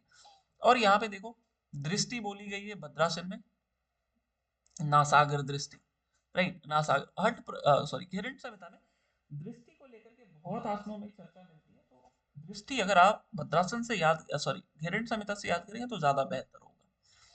अब देखो मुक्तासन के लिए क्या बोला कि ये क्या है, सिद्धि देने वाले है ना, तो ये क्वेश्चन हो सकता है आपसे पूछ लिया जाएगा कि घेरंड संहिता के अनुसार इनमें से कौन से आसन सिद्धि देने वाले हैं या सिद्धि देने वाले नहीं है ना, ऐसा क्वेश्चन होता है, कभी कभी पूछ लिया जाता है, जबकि बहुत बेकार है। अग्री करता हूँ कि कोई सेंस नहीं बनता है इस तरह के क्वेश्चन करने का, वो डायरेक्ट एकदम श्लोक बेस्ड ही रहेगा। लेकिन यहाँ पे एक वर्ड है, इसको ध्यान रखना, समकाय सिरोग्रीवम। समकाय सिरोग्रीवम मतलब वही रीढ़ की हड्डी सीधी, सिर सीधा, गला गर्दन सीधा। हाँ, तो ये जो वर्ड लिखा हुआ है समकाय सिरोग्रीवम, ये आप जरूर याद कर लेना, क्योंकि ऐसे ऐसे वर्ड आपको दिखेंगे, ऋजुकाय समासीना, समकाय सिरोग्रीवम और समकाय ऋजुकाय सिरोग्रीवम, राइट। तो ऐसे ऐसे दिखते हैं वर्ड्स, किसी स्पेसिफिक आसन के श्लोक में दिखते हैं, तो मैं बता दूंगा अभी कहाँ पे है, उसको मैंने यहाँ पे पुट डाउन किया है, तो आप उसका स्क्रीनशॉट ले लीजिएगा, बाद में बैठ करके उस पे आराम से मंथन कीजिएगा। देखो यहाँ पे मुक्तासन एक तो सिद्धि देने वाले हो गए, और दूसरा इसकी विधि में ही बता दी गई समकाय सिरोग्रीवम। वज्रासन की बात करें तो ये भी क्या है, सिद्धि देने वाले, तो दो आसन हो गए, एक अभी मुक्तासन देखा और एक आपने अभी वज्रासन देखा, आगे भी मिलने वाला है आपको। एक देखो स्वस्तिक आसन, तो यहाँ पे क्या लिखा, ऋजु काय समासीना, राइट, ऋजु काय समासीना किससे संबंधित है, तो स्वस्तिक आसन। समकाय सिरोग्रीवम अभी देखा कहाँ था, तो मुक्तासन। मुक्तासन। मुक्तासन। इस तरह का एक और वर्ड दिखेगा, मैं आपको दिखा दूंगा। अब देखो सिंहासन, तो सिंहासन में सेम आपकी वही लाभ हो जाएंगी, नासाग्र दृष्टि, व्याधि विनाशकारी, और जालंधर बंद लगाते हैं ना, जालंधर बंद हम लोग लगाते हैं सामान्यतः, सिद्धासन में भी लगाते हैं, पद्मासन में भी लगाते हैं, कहीं कहीं भद्रासन में भी लगाते हैं जालंधर बंद। वैसे आप दोबारा से देखेंगे ना, तो मैंने एक्चुअली वहां पे हाईलाइट किया हुआ है, जहां पे भी लिखा हुआ है ना कि ए- हनु को ना, हनु को हृदय में लगाते हैं, मीन्स नीचे वाले टुड्डी को हृदय प्रदेश में लगाते हैं, तो दैट इज जालंधर बंद, राइट। तो सिंहासन में नासागर दृष्टि और व्याधि विकार या व्याधि विनाश करता है। सिंहासन में देखो रहते ही है ना, व्याधि विनाश करता है, कहीं कहीं ही नहीं मिलेगा, तो मान करके फिर भी आप चलो कि वो करता ही है, स्पेसिफिक ग्रंथ में नहीं करता है तो अलग बात। ना मृतासन जिसको हम लोग सवासन भी बोलते हैं, सवासन। अब देखो इसके सेम वही लाभ है जो आप हठ प्रदीपिका में पढ़ते हो। एक है श्रम हरम, ये आया हुआ क्वेश्चन है, और चित्त विश्रांति कारकम, मन को शांति पहुंचाता है और आपकी थकान को हर लेता है, उसको दूर करता है, ये दोनों लाभ हैं। और ये आए हुए क्वेश्चन है जो पेपर कैंसिल हुआ था, इनमें से कौन सब आसन के लाभ बताए गए हैं। अब देखो मत्स्यासन, ये क्वेश्चन आया हुआ है कि मत्स्य आसन को किस आसन में करते, तो मुक्त पद्मासन, राइट। मत्स्य आसन को किस आसन में, ऐसे क्वेश्चन आते हैं कि हम लोगों को हठ प्रदीपिका के अनुसार नाद अनुसंधान किस आसन में बताया गया है, नाद बिंदु के अनुसार नाद अनुसंधान किस आसन में बताया गया है, घेरंड संहिता के अनुसार शक्ति चालिनी किस आसन में बताया गया। सिमिलरली आपसे पूछा जा सकता है कि घेरंड संहिता के अनुसार मत्स्यासन किस आसन में बताया गया, तो मुक्त पद्मासन। हो सकता है आपको सिद्धासन भी दिख जाए, पद्मासन भी दिख जाए, बद्ध पद्मासन भी दिख जाए और मुक्त पद्मासन भी दिख जाए, तो याद रखिएगा ये मुक्त पद्मासन में। और क्या बोला गया, ये रोग नाश करता है ना, रोग मत्स्यासनम, मत्स्यासन रोगनाश। अभी देखो तीन चार आसन हम लोगों ने पढ़ा रोगनाश के लिए। सबसे पहले पढ़ा पद्मासन, फिर पढ़ा भद्रासन, फिर पढ़ा सिंहासन, और अभी पढ़ रहा हूँ मत्स्यासन। ये चार लोग, व्याधि बोलिए रोग बोलिए ना, बात एक ही, बट आपको एटलीस्ट याद होना चाहिए कि इन इन इन आसनों में कुछ चर्चा मिलती है। अब देखो मत्स्य आसन के लिए कोई लाभ नहीं बताया गया, हठ प्रदीपिका में बहुत व्यापक स्तर से इसके लाभ बताए गए, यहाँ पे कोई लाभ नहीं बताया गया। यहाँ पे क्या बोला गया, केवल दृष्टि आपकी भ्रूमध्य बताई गई, दैट्स इट। इसके अलावा हठ प्रदीपिका में भर भर के चार चार चार चार लाभ बताए गए, यहाँ पे कुछ नहीं है। यहाँ पे सिंपल आप याद रखना कि एक सिद्धासन और एक मत्स्येंद्रासन, इन्हीं दोनों की दृष्टि बताई गई जो कि भ्रूमध्य दृष्टि है, राइट। और कहीं पे भी भ्रूमध्य दृष्टि नहीं बताई गई है किसी भी आसन में, यहाँ की मैं बात कर रहा हूँ ना। अब देखो आगे बात करते हैं गोरक्षासन। तो गोरक्षासन भी ये क्या है, सिद्धि देने वाला। तो तीन आसन मिले अभी तक हम लोगों को सिद्धि देने वाले, एक आपकी मुक्तासन हो गई, एक आपकी वज्रासन होगी, एक आपकी गोरक्षासन होगी। अब देखो नासागर के लिए भी हम लोगों को चार पांच मिला, एक पद्मासन, एक सिंहासन, एक भद्रासन, एक गोरक्षासन, ये चार आसन मिले नासाग्र दृष्टि वाले, पद्मासन, सिंहासन, भद्रासन, गोरक्षासन। और कुछ छूटा है, हाँ आगे मिलेगा हम लोगों को, बट अभी ये चार ही मिले। अब यहाँ पे ना मैं जिन जिन आसनों की इम्पोर्टेंस है ना एग्जाम पॉइंट ऑफ व्यू से, उन्हीं को मैं डिस्कस कर रहा हूँ, और बेहतर होगा कि आप उन्हीं आसनों को अभी पढ़ें लास्ट मोमेंट में, तो ज्यादा इम्पोर्टेंट है। देखो उत्कट आसन हम लोग जानते हैं, बट यहाँ पे एक इम्पोर्टेंट बात है, ध्यान रखिएगा। उत्कट आसन मैंने इसलिए यहाँ पे चुना है आपको बताने के लिए। आपको क्वेश्चन क्या देगा, गुल्फो चौखे गतौ, आपको क्वेश्चन दिया जाएगा कि किस आसन में एड़ी को हवा में रखने के लिए बोला गया ना, एड़ी को हवा में रखने के लिए बोला गया, तो ये उत्कट आसन है, गुल्फो चौखे गतौ, राइट। एड़ी को खेगतो मतलब आकाश की ओर उठा लेना, मतलब आप जब बैठो दोनों तलवों पे, तो आपकी पूरी वेट आपके पंजे पे हो, राइट। ये उत्कट आसन में बताया गया। सामान्यतः हम लोग लगाते हैं कि पूरा तलवा जमीन पे रहता है, बट हिरण संहिता में क्या बोला, गुल्फोचक खेगतो, सारा वेट आपके अंगूठा, ध्यान, राइट, अंगूठों पे, दोनों अंगूठों पे रहेंगे। अब देखो कुकुट आसन के लिए क्या बोला गया, तो इसको हम लोग पद्मासन में करेंगे। मत्स्य आसन पूछा जाएगा तो मुक्त पद्मासन में, और कुकुट आसन पद्मासन में। हालांकि ये इजी ही मैं कहूंगा, सबको पता होगा, राइट। कुकुट आसन पद्मासन में हम लोग करेंगे। लेकिन कूर्मासन की बात करते हैं तो देखो यहाँ पे क्या लिखा हुआ है, ऋजु काया शिरोग्रीवम, ये तीन वर्ड आप एकदम ध्यान रखिएगा। सबसे पहले बोला मैंने समकाय शिरोग्रीवम, फिर बोला ऋजुकाय समासीना, और तीसरा मैं बोल रहा हूँ ऋजुकाय शिरोग्रीवम। ये तीनों आसनों के नाम आपको पता होना चाहिए, किस आसन में ऐसे टर्म्स को हम लोग यूज करते हैं। तो ये है कूर्मासन, ये कूर्मासन है। अब देखो उत्थान कूर्मासन को भी मैंने इसलिए चुना है यहाँ पे, पहले पूछा जाएगा कि उत्थान कूर्मासन को किस आसन में करते हैं, तो उत्थान कूर्मासन को हम लोग कुक्कुट आसन में करते हैं, राइट। उत्थान कूर्मासन को कुक्कुट आसन में करते हैं। और एक बात और ध्यान रखना, ऐसे क्वेश्चन कभी आए नहीं है ज्यादातर, मैं जैसे बताता हूँ कि इनमें से कौन से आसन पीठ के बल करने वाले हैं, राइट। और आपको क्वेश्चन ऐसे ही कंफ्यूज करेंगे, कूर्मासन है क्या, उत्थान कूर्मासन है क्या, मंडूकासन है क्या, ऐसे ऐसे क्वेश्चन पूछे जा सकते हैं कि इनमें से कौन पीठ के बल करने वाले आसन, राइट। तो यहाँ पे क्या बोला कि कुक्कुट आसन में कर लेना है, और फिर क्या करना है, पीठ के बल सीधा लेट जाना है, दोनों हथेली आपके कंधों तक आ जाएगी। इसकी पिक्चर देखना आप बुक में जा करके, तो आपको क्लियर मिल जाएगा। देखो मकरासन, पेट के बल लेटते ना, जैसे ये हो गया, आपको देगा इनमें से कौन सा पेट के बल लेट करके किए जाने वाले आसन है, घेरंड संहिता के अनुसार। हो सकता है कुछ इसमें ऐसे आसन भी दे दें जो घेरंड संहिता में मेंशन ही ना हो, बट आपको लगेगा ये तो है, तो फिर उस आसन के लिए भी, वैसे क्वेश्चन के लिए मैं कह रहा हूँ आप थोड़ा प्रिपेयर कर लीजिएगा। यहाँ पे बोला जठराग्नि बढ़ती है मकरासन से, एक ही लाभ बताया गया। बट ये क्वेश्चन आया हुआ है भुजंगासन से कि इस आसन से कुंडलिनी जागरण बताई गई है घेरंड संहिता के अनुसार, तो ओनली भुजंगासन, राइट, ओनली भुजंगासन। मोक्ष कपाट का भेदन भले होता है सिद्धासन से, कुंडलिनी जागरण का सेंस ही हो गया मोक्ष कपाट का भेदन, बट डायरेक्टली नहीं लिखा हुआ है, वहां पे इनडायरेक्टली लिखा हुआ है, राइट। मैं डिनाई नहीं कर रहा हूँ कि नहीं होता है, लेकिन वहां पे इनडायरेक्टली बताई गई है, बट यहाँ पे बहुत क्लियर कट लिखा हुआ है भुजंगी देवी ना, भुजंगी देवी हम लोग कुंडलिनी को कहते हैं।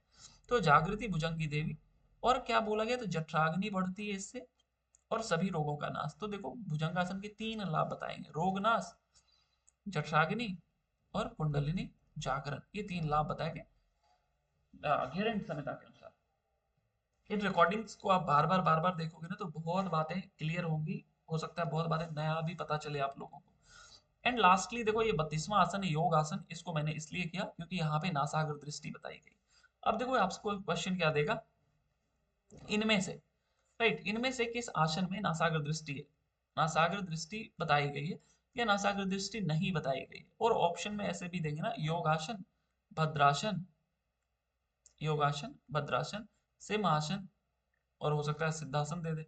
अब देखो यहाँ पे 2-3 आसन निकल करके आ रहे हैं ना, तो ऐसे क्वेश्चन को आप प्रिपेयर करेंगे, राइट, ये करना पड़ेगा आपको, अदरवाइज जब ऐसे ऐसे क्वेश्चन में ना एलिमिनेशन मेथड एटलीस्ट आपको आधा याद होगा तभी काम करेगा। एलिमिनेशन मेथड के लिए कम से कम आपको चीजों की आधी नॉलेज होनी चाहिए। अगर आपको बिल्कुल भी नॉलेज नहीं है तो आप एलिमिनेशन मेथड यूज भी नहीं कर पाएंगे, और आप सेटिस्फाइड भी नहीं होगे जो आप आंसर चूज करेंगे।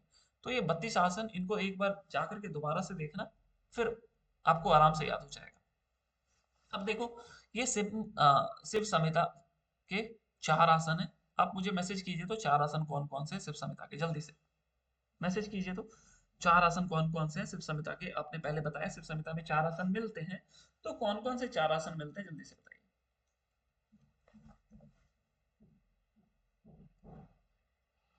हाँ, सिद्धासन, पद्मासन, सिंहासन और भद्रासन, ये इसको, ओ सॉरी मैं भी गलत बोल दिया ना, स्वस्तिक आसन, फिर सिद्धासन और पद्मासन। देखो ये 3 शिव संहिता वाले तो मिलते ही है ना, स्वस्तिक आसन, सिद्धासन, पद्मासन, और एक साथ में मिलता है उग्रासन, राइट। और ये उग्रासन यहाँ पे पश्चिमोत्तान आसन जैसा, राइट, पश्चिमोत्तान आसन, वही उग्रासन बोला गया। ये बहुत पहले आया हुआ क्वेश्चन है, तो मैं इसको क्वेश्चन नहीं मानता हूँ, क्योंकि अब तो ये सभी को पता चल गया कि यहाँ पे उग्रासन है। हाँ, अब देखो यहाँ पे ना कुछ और जानने योग्य बात है, जैसे अभी आपको घेरंड संहिता में उम्मीद है कुछ नई बातें पता चली होंगी, शिव संहिता में भी आप बारीकियों से देखोगे ना तो आपको पता चलता है। देखो क्या बोला गया है। सबसे पहले सिद्धासन के लिए देखो दृष्टि तो भ्रूमध्य रहेंगी ही, राइट, ये हमेशा याद ही रखना। अगर कहीं लिखा है, नहीं लिखा है, तो भी अंडरस्टूड हो कि दृष्टि भ्रूमध्य रहेगी सिद्धासन के केसेस में। तो ये 4 आसन है, सिद्धासन, पद्मासन, उग्रासन और स्वस्तिकासन ना, सिद्धासनम, पद्मासनम च उग्रासनम, स्वस्तिकासनम, राइट, इसको इसी सीक्वेंस में याद करेंगे तो ज्यादा बेटर है। अब अब आगे देखिए क्या बोला गया यहाँ पे, कि इस आसन से आपको निष्पत्ति अवस्था की प्राप्ति होती है। ये बात हम लोग अभी हठ प्रदीपिका में भी थोड़े डिटेल में पढ़ेंगे। अभी के लिए आप इतना ही रखना याद कि किस आसन से निष्पत्ति अवस्था की प्राप्ति होती है, और ये निष्पत्ति अवस्था वही है नादानुसंधान वाली, आरंभ घट परिचय निष्पत्ति, राइट, वही निष्पत्ति की बात यहाँ पे की जा रही है। तो सिद्धासन से निष्पत्ति अवस्था की प्राप्ति होती है, ये चीज अभी हम लोग हठ प्रदीपिका में भी पढ़ने वाले थोड़ी देर में। आगे क्या बोला गया कि इसको, इस आसन को हम लोग पवनाभ्यास में प्राणायाम से भी श्रेष्ठ बोलते हैं, राइट, प्राणायाम से भी श्रेष्ठ किस आसन को बताया गया शिव संहिता के अनुसार, तो सिद्धासन को श्रेष्ठ बताया गया। और एक सुपर इंपॉर्टेंट क्वेश्चन आपको यहां से उठा करके दे देगा कि किस आसन के ध्यान मात्र से योगी पाप से मुक्त हो जाता है। शिव संहिता के अनुसार किस आसन के ध्यान मात्र से, राइट, किस आसन के ध्यान मात्र से योगी पाप से मुक्त हो जाता है, पाप से छूट जाता है, तो ओनली सिद्धासन। ये बहुत इंपॉर्टेंट क्वेश्चन है, हो सकता है आपसे पूछ लिया जाए, आता है क्वेश्चन ऐसे, राइट, तो ये ध्यान रखिएगा। अब देखो पद्मासन के लिए क्या बातें बोली गई, यही देखो, ये चिबुकम वक्ष जो बोला गया ना, इसका मतलब ये होता है, चिबुक मीन्स टुड्डी हो गई, चिन्ह हो गई, और वक्ष मीन्स आपकी छाती हो गई, रिब केज स्टर्नम हो गई। तो टुड्डी को जब आप वक्ष प्रदेश में सटाते तो वही जालंधर बंद हो जाता है, उसमें कुछ नई बातें नहीं है, आप याद रखना। देखो पद्मासन नासाग्र दृष्टि अभी बताया, जहां पद्मासन होगा नासाग्र दृष्टि होगी, जहां सिद्धासन होगा भ्रूमध्य दृष्टि होगी, ये अंडरस्टूड होना चाहिए, इसमें कोई कंफ्यूजन नहीं होना चाहिए। आगे क्या बोला गया देखो, सर्व व्याधि विनाशन। पद्मासन का लाभ कॉमन ही है, व्याधि विनाशनम, राइट, व्याधि को विनाश करेगा सभी जगह लगभग है। लेकिन अभी हम लोगों ने कुछ और देखा था ना वशिष्ठ संहिता में, एक बार रिकॉल करा दीजिए। पापनाशनम सर। पद्मासन का वशिष्ठ संहिता में सर्वेषामित्र पूजयन्ति पूजितम पूजतम सभी, सर्वेषां हाँ सभी इव पूज रहे हैं ना, पूजितम तो लोगों पद्मासन द्वारा पूजित। सभी के द्वारा पूजित, अभी बताया था, सब लोग इधर उधर खिचड़ी बन गए। हाँ वो भद्रासन का नहीं पूछ रहा हूँ मैं, पद्मासन सभी द्वारा पूजित ना, और योगियों द्वारा पूजित सिंहासन, सभी के द्वारा पूजित पद्मासन, ये मैं वशिष्ठ संहिता अभी जस्ट तो पद्मासन। बताया था थोड़ी देर पहले। कोई बात नहीं, ठीक है। तो अब देखो यहाँ पे क्या बोला गया कि सर्व व्याधि विनाशनम ना, व्याधि को दूर करता है।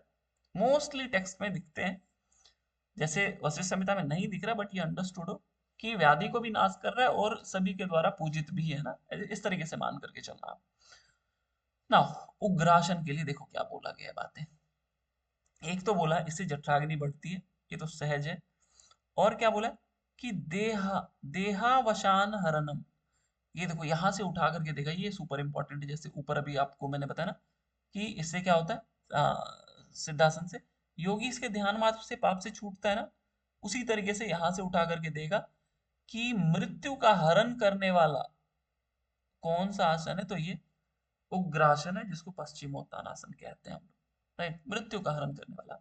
और क्या बोला गया कि इसके अभ्यास से वायु पश्चिम मार्ग में अवश्य संचारित हो जाती है, मीन्स प्राण का प्रवाह सुषुम्ना में होता है, जो आप हठ प्रदीपिका में पढ़ते हैं, राइट, ये बातें यहाँ पे बताई गई है। अब आगे क्या बोला गया, यहाँ से यही अभी जो मैं आपसे डिस्कस कर रहा था ना, सिद्धिदायक और सर्व सिद्धि प्रदायक, यही से क्वेश्चन दिया गया था मैच द फॉलोइंग में। हालांकि पेपर कैंसिल हो गया था, बट आपको एक हिंट मिल गया कि ऐसे बेवकूफ जैसे क्वेश्चन भी बनाए जा सकते हैं, राइट। तो सिद्धि देने वाले सर्व सिद्धि प्रदायक ये कौन है, तो अभी चल रहा है आपकी उग्रासन, राइट। उग्रासन। अब आगे देखो क्या बोला गया, इसी की बात यहाँ पे की जा रही है। ये और भी इंपॉर्टेंट है कि मारुत सिद्धि भवेद दुखोग नासनी ना, जैसे ऊपर बताया ना कि ध्यान मात्र से छूट जाता है, राइट, मृत्यु को हर लेता है, उसी तरीके से क्या बोला कि मारुत सिद्धि और दुखों का नाश करने वाला, ये जरूर याद कर लीजिएगा। वायु सिद्धि प्राप्त होती और दुख समूह का नाश करने वाली किस आसन को बताया गया है शिव संहिता के अनुसार। और देखो ये क्वेश्चन डिफिकल्ट इसलिए भी हो जाएंगे क्योंकि यहाँ पे प्रॉपर 4 आसन ही है और 4 ऑप्शन ही होते हैं आपके एग्जाम में, इसलिए आपको कंफ्यूज करेंगे ये और भी ज्यादा। तो मारुत सिद्धि किससे बताया गया, तो उग्रासन, जिसको पश्चिमोत्तानासन कहते हैं। अब देखो स्वस्तिक आसन के लिए क्या बातें बताई गई है, आइए। तो ये बोला गया कि इससे क्या होता है कि देह में व्याधि नहीं आती और वायु की सिद्धि होती है, राइट, देह में व्याधि नहीं आती, देहे न क्रमते व्याधि तस्य वायु सिद्ध्यति ना, कि वायु सिद्ध हो जाती है, मीन्स जो ऊपर अभी हम लोगों ने पढ़ा ना, वायु की सिद्धि हो जाती है और व्याधि नहीं आती है। इसके अलावा ये देखो सर्व दुख प्रणाशनम, अभी जस्ट स्वस्तिक आसन का वशिष्ठ संहिता में कुछ लाभ बताया गया था, जल्दी बताइए तो। सर्व पाप प्रणाशनम। सर्व पाप अनम्यूट करके बताइए। प्रणाशनम। हाँ प्रणाशनम, राइट, सर्व पाप प्रणाशनम। हाँ सर्व पाप प्रणाशनम। अब देखो अभी उस समय भी मैंने बताया कि 2 ही टेक्स्ट है जहाँ पे स्वस्तिक आसन के प्रॉपर लाभ बताए गए, एक ये है सर्व दुख प्रणाशनम। तो देखो वहां पे पाप है, यहाँ पे दुख है, ऐसे क्वेश्चन पूछे जाते हैं तो थोड़ा सा ना सतर्क आपको रहना पड़ेगा। तो शिव संहिता पूछेगा तो अलग लाभ, वशिष्ठ संहिता पूछेगा तो अलग लाभ। स्वस्तिक आसन, सॉरी, शिव संहिता पूछ लेगा तो दुख प्रणाशनम, और वशिष्ठ संहिता पूछा तो पाप प्रणाशनम। ये दोनों स्वस्तिक आसन ना, स्वस्तिक आसन के लाभ है, राइट। नाउ आई गेस ये क्लियर हो गया होगा, आगे बात करते हैं हम लोग। हाँ एक चीज और, इस आसन को ना हम लोग सुखासन भी कहते हैं ना, समकाय सुखासीना। शिव संहिता के अनुसार किस आसन को सुखासन कहा गया है ना, तो ये आप याद रखना, स्वस्तिक आसन को सुखासन बोला गया। इंपॉर्टेंट। आइए आगे बात करते हैं हम लोग। देखो ये है आपकी हठ प्रदीपिका, ये आप सभी ने जरूर पढ़ी होगी, राइट। हठ प्रदीपिका में देखो क्या बोला गया, मत्स्येंद्र आसन का जठर प्रदीप्तिम, जठराग्नि प्रदीप्त होती है, जठराग्नि बढ़ती है, एक लाभ। दूसरा क्या बोला है, रोगों को ना प्रचंड रुग्ण ना, जो प्रचंड रोग होते हैं उसको भी क्या कर लेता है, खंड कर देता है। कैसे, अस्त्रों से ना, अस्त्रों के समान, जैसे अस्त्र कैसे किसी चीज को खंड कर देता है ना, उसी तरीके से मत्स्येंद्र आसन क्या करता है, रोगों को नष्ट कर देता है अस्त्र के समान। और क्या करता है, तो कुंडलिनी जागरण, राइट, कुंडलिनी प्रबोधकम। और क्या होता है, चंद्र स्थिरत्वम, चंद्र मंडल स्थिर रहता है। ये 4 लाभ बताए गए मत्स्येंद्र आसन के। लेकिन देखो और किसी भी टेक्स्ट में हठ प्रदीपिका में कोई लाभ नहीं बताया गया। हठ प्रदीपिका में केवल और केवल भ्रूमध्य दृष्टि बता दी गई थी, राइट। भ्रूमध्य दृष्टि हो सकता है आपसे पूछ ली जाए मत्स्येंद्र आसन में भ्रूमध्य दृष्टि किस टेक्स्ट में, किस टेक्स्ट में बताई गई है, राइट। तो ये याद रखिएगा, गेरेंट संहिता। तो ये 4 लाभ जठर प्रदीप्तिम, रोगों को अस्त्र के समान नष्ट करता है, और क्या, कुंडली जागरण, चंद्रमंडल स्थिर रहता है। अब देखो यहाँ पे भी क्या दिया, उदयम जठरानलस्य, ऊपर पे भी था जठर प्रदीप्तिम, दोनों जठराग्नि बढ़ा रही है। टर्म्स अलग अलग हैं, इसलिए यहाँ से मैच द फॉलोइंग आता है ना, यहाँ दे देगा जठर प्रदीप्तम, यहाँ दे देगा उदयम जठरानलस्य, और दे देगा जनयति जठराग्नि। देखो तीनों जठराग्नि ही है, और यहाँ पे आसन के नाम दे दिए जाते हैं, और फिर आपसे मैच द फॉलोइंग पूछ लिया जाता है, जो कि सुपर इंपॉर्टेंट हो जाता है। तो आप भी उसी तरीके से याद करना, मत्स्येंद्र आसन पूछेगा तो जठर प्रदीप्तिम, और यहाँ पे पश्चिमोत्तानासन अगर आपसे पूछा था उदयम जठरानलस्य। और भी बहुत सारे लाभ हैं, क्या लाभ है देखो, पवनम पश्चिमम वहीनम करोति, मीन्स प्राण का प्रवाह सुषुम्ना में होता है, और यही चीज अभी हम लोगों ने उग्रासन दिख जाए, उग्रासन में अभी पढ़ा था ना शिव संहिता में, राइट। तो यही बातें वहां पे भी लिखा हुआ था। और क्या बोला, उदरे, राइट, कुर्यात उदरे कार्यस्य, मतलब पेट पतला होता है। और देखो आरोग्यता ना, ये क्वेश्चन कभी नहीं आया कि आपको डायरेक्ट पूछा जाएगा कि हठ प्रदीपिका के अनुसार किस आसन का लाभ आरोग्यता बताई गई है, तो आरोग्यता कहाँ, पश्चिमोत्तानासन। पेट पतला, पश्चिमोत्तानासन। सुषुम्ना में प्राण का प्रवाह, पश्चिमोत्तानासन। ये 4 आसन, सॉरी ये 4 लाभ बताए गए पश्चिमोत्तानासन के। अब देखो मयूरासन में ये देखा ना, जनयति जठराग्नि, यही तब से मैं चिल्ला रहा था इतनी देर से, तो ये जनयति जठराग्नि बोला जाएगा, तो मयूरासन। और मयूरासन का क्या बोला गया, हरति सकल रोग नाशु, सभी रोगों को हर लेता है, सबका नाश कर देता है। और ये क्वेश्चन आया था एक बार कि गुल्म आदि रोग को दूर कौन करता है, राइट। ये जरूर याद कर लीजिएगा इस तरीके से कि गुल्म रोग को ना, हो सकता है एग्जाम में पश्चिमोत्तान दे दे, मयूरासन दे दे, तो आप थोड़ा सा कंफ्यूज भी हो जाओगे, तो इसको याद रखिएगा, ये मयूरासन में बताया गया है, राइट। इंपॉर्टेंट है ये बात। आगे क्या बोला गया, जारयेत कालकूटम ना, ये इजी क्वेश्चन ही मैं कहूंगा, ये सबको पता ही रहता है कि जारयेत कालकूटम मयूरासन से, राइट। अब यहाँ पे ये 4 हो गए, गुल्मादि रोगान, और क्या हो गया, जनयति जठराग्नि, जारयेत कालकूटम। और देखो एक यहाँ पे वैसे ये आपको पता ही होगा कि कदशन भुक्तम, अगर आप बहुत ज्यादा भी खा लेते हैं तो वो भी क्या होता है, भस्म हो जाता है ना, वो भी कभी कभी ज्यादा खा लेते हैं ना, या आप अपथ्य भी खा लेते हो तो वो भी सहज पच जाता है मयूरासन के प्रभाव से। इसके अलावा क्या बोला गया, देखिए लास्ट आसन है शवासन। तो शवासन के वही सेम लाभ हैं जो आपने घेरंड संहिता में पढ़ा, सेम बिल्कुल वही है, श्रमहरम और चित्त विश्रांति कारकम, यही 2 लाभ बताए गए। एक श्रांति हरम, मीन्स आपकी थकावट को हर लेता है, और चित्त विश्रांति कारकम, मतलब आपको मानसिक विश्रांति पहुंचाता है। यही सेम चीज आपने घेरंड संहिता में जस्ट अभी पढ़ा। अब देखो ये जो 4 लाभ, ये जो 4 आसन आपने पढ़ा ना, ये 4 आसन मुख्य नहीं है, बट इसके लाभ बताए गए हैं। प्रतिपिका में देखो 15 आसन है ना, जिसमें से कि 7 के लाभ नहीं बताए गए हैं, 4 के लाभ बताए गए हैं, और 4 जो है वो इंपॉर्टेंट है या प्रमुख है। अब वो 4 प्रमुख कौन है, एक बार जल्दी से नाम मैसेज कर दीजिए, इजी ही क्वेश्चन है, सारा टफ पूछूंगा तो आप लोग होपलेस हो जाओगे।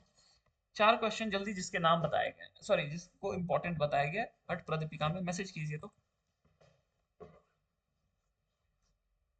4 आसन जिसके जिसको इंपॉर्टेंट, जिसको प्रमुख बताया गया है, कौन कौन से?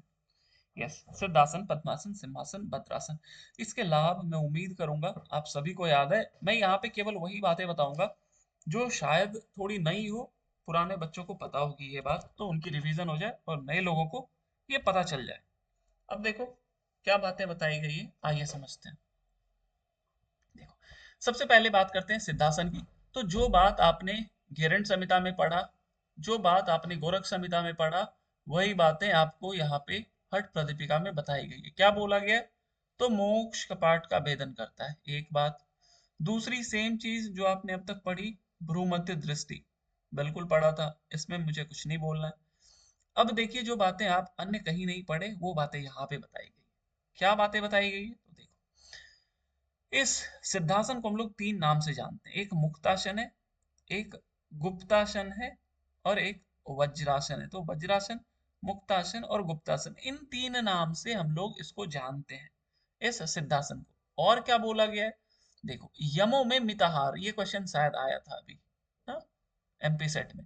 यमों में मिताहार को श्रेष्ठ बोला गया है, तो ये याद कैसे करेंगे? यमी क्या होता है? खाना होता है यमी, तो यमी मीन्स यम, और वाई यम, यमी क्या होता है? मिताहार ही तो होगा, तो यमों में मिताहार।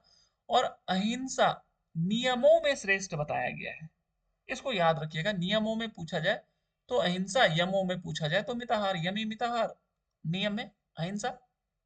और क्या बातें हैं ये देखो, कभी नहीं पूछा गया, ये ध्यान रखना और ध्यान से सुनना जो लोग नए हैं। क्या बोला है? आत्माध्यायी मीन्स जो आत्मा का ध्यान करता है, और क्या है? जो मिताहारी है, जो मिताहार करता है। और क्या बोला गया? सदा सिद्धासनाद्य योगी, जो सदा सिद्धासन का अभ्यास करता है उसको निष्पत्ति अवस्था की प्राप्ति होती है। और अभी हम लोगों ने किसी अभ्यास में, किसी ग्रंथ में देखा था ना, निष्पत्ति अवस्था की प्राप्ति किस ग्रंथ में, किस आसन में देखा था? बताइए जल्दी। शिव संहिता, यस, शिव संहिता हाँ, सिद्धासन में सर। हाँ, शिव संहिता में सिद्धासन। वही बातें यहाँ पे बोला गया है। क्या बोला गया?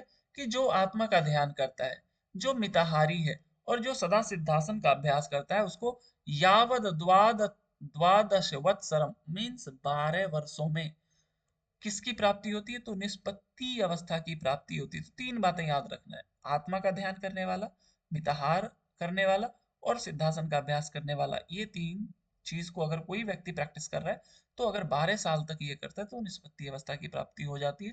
देखो, ये बातें सिद्धासन की प्रमुखता को बताती है ना, जैसे अभी हम लोगों ने ऊपर पढ़ा था ना कि प्राणायाम से पहले भी इस आसन को श्रेष्ठ बताया गया ना, पवनाभ्यास से भी श्रेष्ठ बताया गया सिद्धासन को, तो ये सिद्धासन की इंपॉर्टेंस को बताता है। आगे क्या बोला गया? ये वर्ड इंपॉर्टेंट है, संस्कृत में याद करेंगे तो और बेहतर हो जाएगा। देखो क्या बोला गया कि इससे क्या होता है? बंध त्रयम अनायासात, तीनों बंध अनायास लग जाते हैं। किसके अभ्यास से? तो सिद्धासन के अभ्यास से। ये क्वेश्चन आया हुआ है कि किस आसन के अभ्यास से तीनों बंध अनायास लग जाते हैं, क्योंकि इस तरह का मिलता जुलता एक और वर्ड आपको अभी मिलने वाला है थोड़ी देर में, उसके बाद फिर मैं इसको वापस से समझाऊंगा। अभी हम लोग इसको यहीं पे होल्ड करते हैं।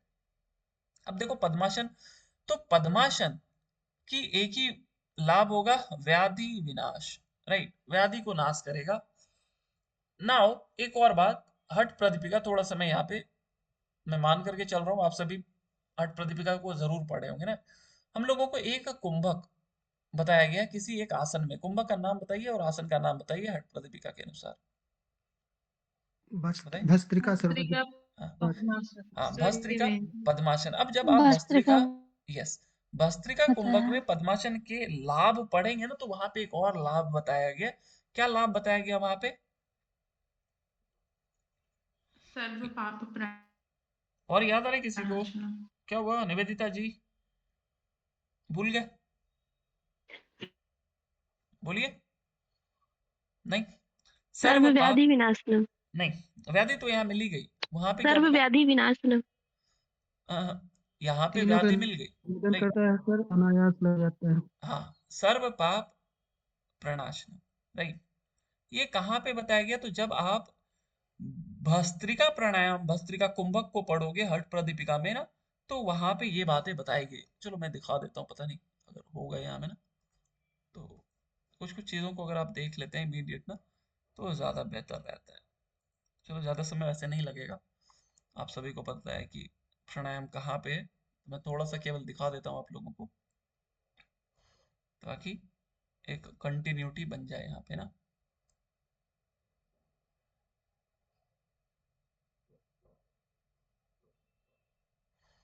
महाबंध, महामुद्रा, प्लाविनी, मूर्छा, भ्रामरी, भस्त्रिका। ये देखो ना, यहाँ पे क्या बोला गया कि पद्मासन में लगा लो, और इसके लाभ देखो क्या बोला, सर्व पाप प्रणाशनम, राइट। ये ना सर्व पाप प्रणाशनम, ये भस्त्रिका का लाभ नहीं है, ये पद्मासन का ही लाभ है। बट हठ प्रदीपिका में कहाँ पे बताया गया है, तो भस्त्रिका कुंभक करना किसमें है, तो पद्मासन में करना है। और जब आप पद्मासन में करते हो तो इसका फल क्या होता है, सर्व पाप प्रणाशनम है, कि दोनों एडियो को ये विधि बता दी गई, और यह सभी प्रकार के पापों को नष्ट करने वाला पद्मासन है। तो पद्मासन के दो लाभ हो गए हठ प्रदीपिका में, एक व्याधि तो सब जगह बताई गई है, बट पाप भी बताया गया है। कहाँ पे, तो भस्त्रिका कुंभक में, हठ प्रदीपिका में, राइट। भस्त्रिका कुंभक आपको पद्मासन में करना है, और वहां पे इसके लाभ बताए गए हैं। इंपॉर्टेंट है, सुपर इंपॉर्टेंट है, इसको याद रखिएगा। अब देखो यहाँ पे एक और बात बोला गया, क्या बोला गया देखिए, सिंहासन में आते हैं, तो सिंहासन में क्या बोला गया कि एक तो ये क्या कहता है, बंद त्रित संधानम, ये तीनों बंदों को सरल बनाता है। ऊपर जो हम लोग ने देखा था ना, तीनों बंद अनायास अगर पूछा जाएगा तो सिद्धासन, और तीनों बंदों के अभ्यास को सरल बनाता है तो सिंहासन। ये क्वेश्चन आया हुआ है, इंपॉर्टेंट है। पता है तो अच्छी बात है, नहीं पता है तो इसको स्क्रीनशॉट ले लें, दोबारा 3 बार इसको देखना तो क्लियर हो जाएगी। देखो सिंहासन में पहले भी बोला मैंने, नासाग्र दृष्टि, चाहे वो गोरक्ष संहिता हो, सॉरी वशिष्ठ संहिता हो, चाहे हठ प्रदीपिका हो, चाहे घेरंड संहिता हो, या चाहे कहीं पे भी अगर आपको ना सिंहासन दिखती है तो उसकी दृष्टि नासाग्र ही होगी, ये बात याद रखिएगा। आगे देखो क्या बोला गया, इसको ना च उत्तमम आसन, मतलब छोटा सा लिख दिया गया है कि ये क्या है, उत्तम है, आसनों में उत्तम है, राइट। तो ये वर्ड ध्यान रखिएगा, हालांकि ये कॉन्ट्राडिक्ट करेगा आपके सिद्धासन के साथ, बट ये याद रखना कि इसको उत्तम आसन बताया गया है, बस इतना ही ना। और यहाँ पे देखिए ऊपर क्या लिखा है कि यह सिंहासन क्या है, योगियों के द्वारा पूजित, और यही चीज हम लोगों ने अभी जस्ट कहीं पे पढ़ा था, ग्रंथ का नाम बता दीजिए। वशिष्ठ संहिता। वशिष्ठ संहिता। वशिष्ठ संहिता में ना, और सभी के द्वारा पूजित, पद्मासन। सभी पूजेंगे तो पद्मासन, और योगी पूजेंगे तो सिंहासन, राइट। सिंहासन। अब देखो भद्रासन के लिए भी अभी हम लोगों ने जस्ट लाभ देखा था कहीं पे, क्या था वशिष्ठ संहिता में, वशिष्ठ संहिता और व्याधि विशापहम। व्याधि और विष, राइट, व्याधि विशापम, व्याधि और विष दोनों को। बट यहाँ पे देखो केवल व्याधि बताई गई, तो व्याधि विशापहम एक भद्रासन का लाभ आपको वशिष्ठ संहिता में मिलेगा, और एक आपको कहाँ पे मिलती है, तो हठ रत्नावली में, जो अभी हम लोग देखने वाले हैं। यहाँ पे देखो केवल व्याधि नाश बताया गया है। एक और बात, इस भद्रासन को हम लोग यहाँ पे गोरक्ष आसन भी बोलते हैं, राइट। किस आसन को गोरक्ष आसन बताया गया, तो भद्रासन। ये आपसे पूछ लिया जाएगा भद्रासन को क्या बताया गया, उसको बोलेंगे गोरक्ष आसन। आगे क्या बोला गया, आते हैं वापस से हठ रत्नावली में ना, यहाँ पे हठ प्रदीपिका में इन्हीं आसनों को आप कर लेंगे तो बहुत है। आगे आते हैं हठ रत्नावली में, तो हठ रत्नावली में भी हम लोग डिस्कस किए कि यहाँ पे टोटल 84 आसनों की विधि बताई गई है। लेकिन इससे भी ज्यादा इंपॉर्टेंट है, एक बार क्वेश्चन आया था कि किस आसन, किस ग्रंथ में हमें 6 प्रकार के मयूर आसन की चर्चा मिलती है ना। क्वेश्चन क्या दिया, किस ग्रंथ में 6 प्रकार के मयूर आसन मिलते हैं। अब देखो कभी भी आपसे ना ये प्रकारों के नाम नहीं पूछा गया है, ना ही मयूरासन का, ना ही पद्मासन का, ये नाम नहीं पूछा गया, केवल ग्रंथ का नाम पूछा गया। बट यहाँ से ये हो सकता है पूछ लिया जाए कि किस प्रकार के मयूरासन या किस प्रकार के पद्मासन की चर्चा में हठ रत्नावली में मिलती है। तो देखो यहाँ पे ना पद्मासन के 4 प्रकार बताए हैं। क्या क्या? एक के, कर, संपुटित और शुद्ध। राइट, ये 4 प्रकार के पद्मासन बताए, के बंद, कर, संपुटित और शुद्ध पद्मासन। मयूरासन के 6 प्रकार कौन से हैं? तो दंड, पार्श्व, सहज, बंद, पिंड और एक पाद। राइट, ये 6 प्रकार के मयूरासन की चर्चा मिलती है। आगे बात करते हैं हम लोग। तो देखो यहाँ पे क्या बोला गया, यहाँ पे ये 10 आसन है ना, जो आप वशिष्ठ संहिता में पढ़े वो नहीं है, बट कुछ कुछ अंतर है। आपको ना ये पता होना चाहिए कौन से 10 आसन वशिष्ठ संहिता में है और कौन से 10 आसन हठ रत्नावली में प्रमुख है। देखो, है तो यहाँ 84, और 84 से में से 10 प्रमुख बताया गया है। राइट, 84 में 10 प्रमुख और इसमें से फिर 4 है। तो ये 10 यहाँ पे जो है और ये 10 जो यहाँ पे है वशिष्ठ संहिता में, ये बहुत हद तक सिमिलर है। देखो कितना सिमिलर है, मैं थोड़ा सा दिखाता हूँ। ये देखिए, यहाँ पे क्या है? स्वस्तिक आसन, गोमुख आसन, पद्मासन। यहाँ पे क्या है? देखो, स्वस्तिक आसन, गोमुख आसन, पद्मासन। फिर क्या है? वीरासन, सिद्धासन। यहाँ पे भी क्या है? वीरासन और सिद्धासन। फिर मयूरासन, और यहाँ पे भी मयूरासन है। राइट, मयूरासन। फिर क्या? कुक्कुटासन, और यहाँ पे क्या है? देखो, कुक्कुटासन। तो इतने सेम मिल गए आपको। अब देखो, कुर्मासन यहाँ पे है, कहाँ पे? वशिष्ठ संहिता में। बट यहाँ पे क्या है? कुर्मासन नहीं है। राइट, यहाँ पे क्या है? भद्रासन है, सिंहासन है। यहाँ पे भी देखो भद्रासन है और सिंहासन। यहाँ पे बीच में दे दिया ना सिंहासन।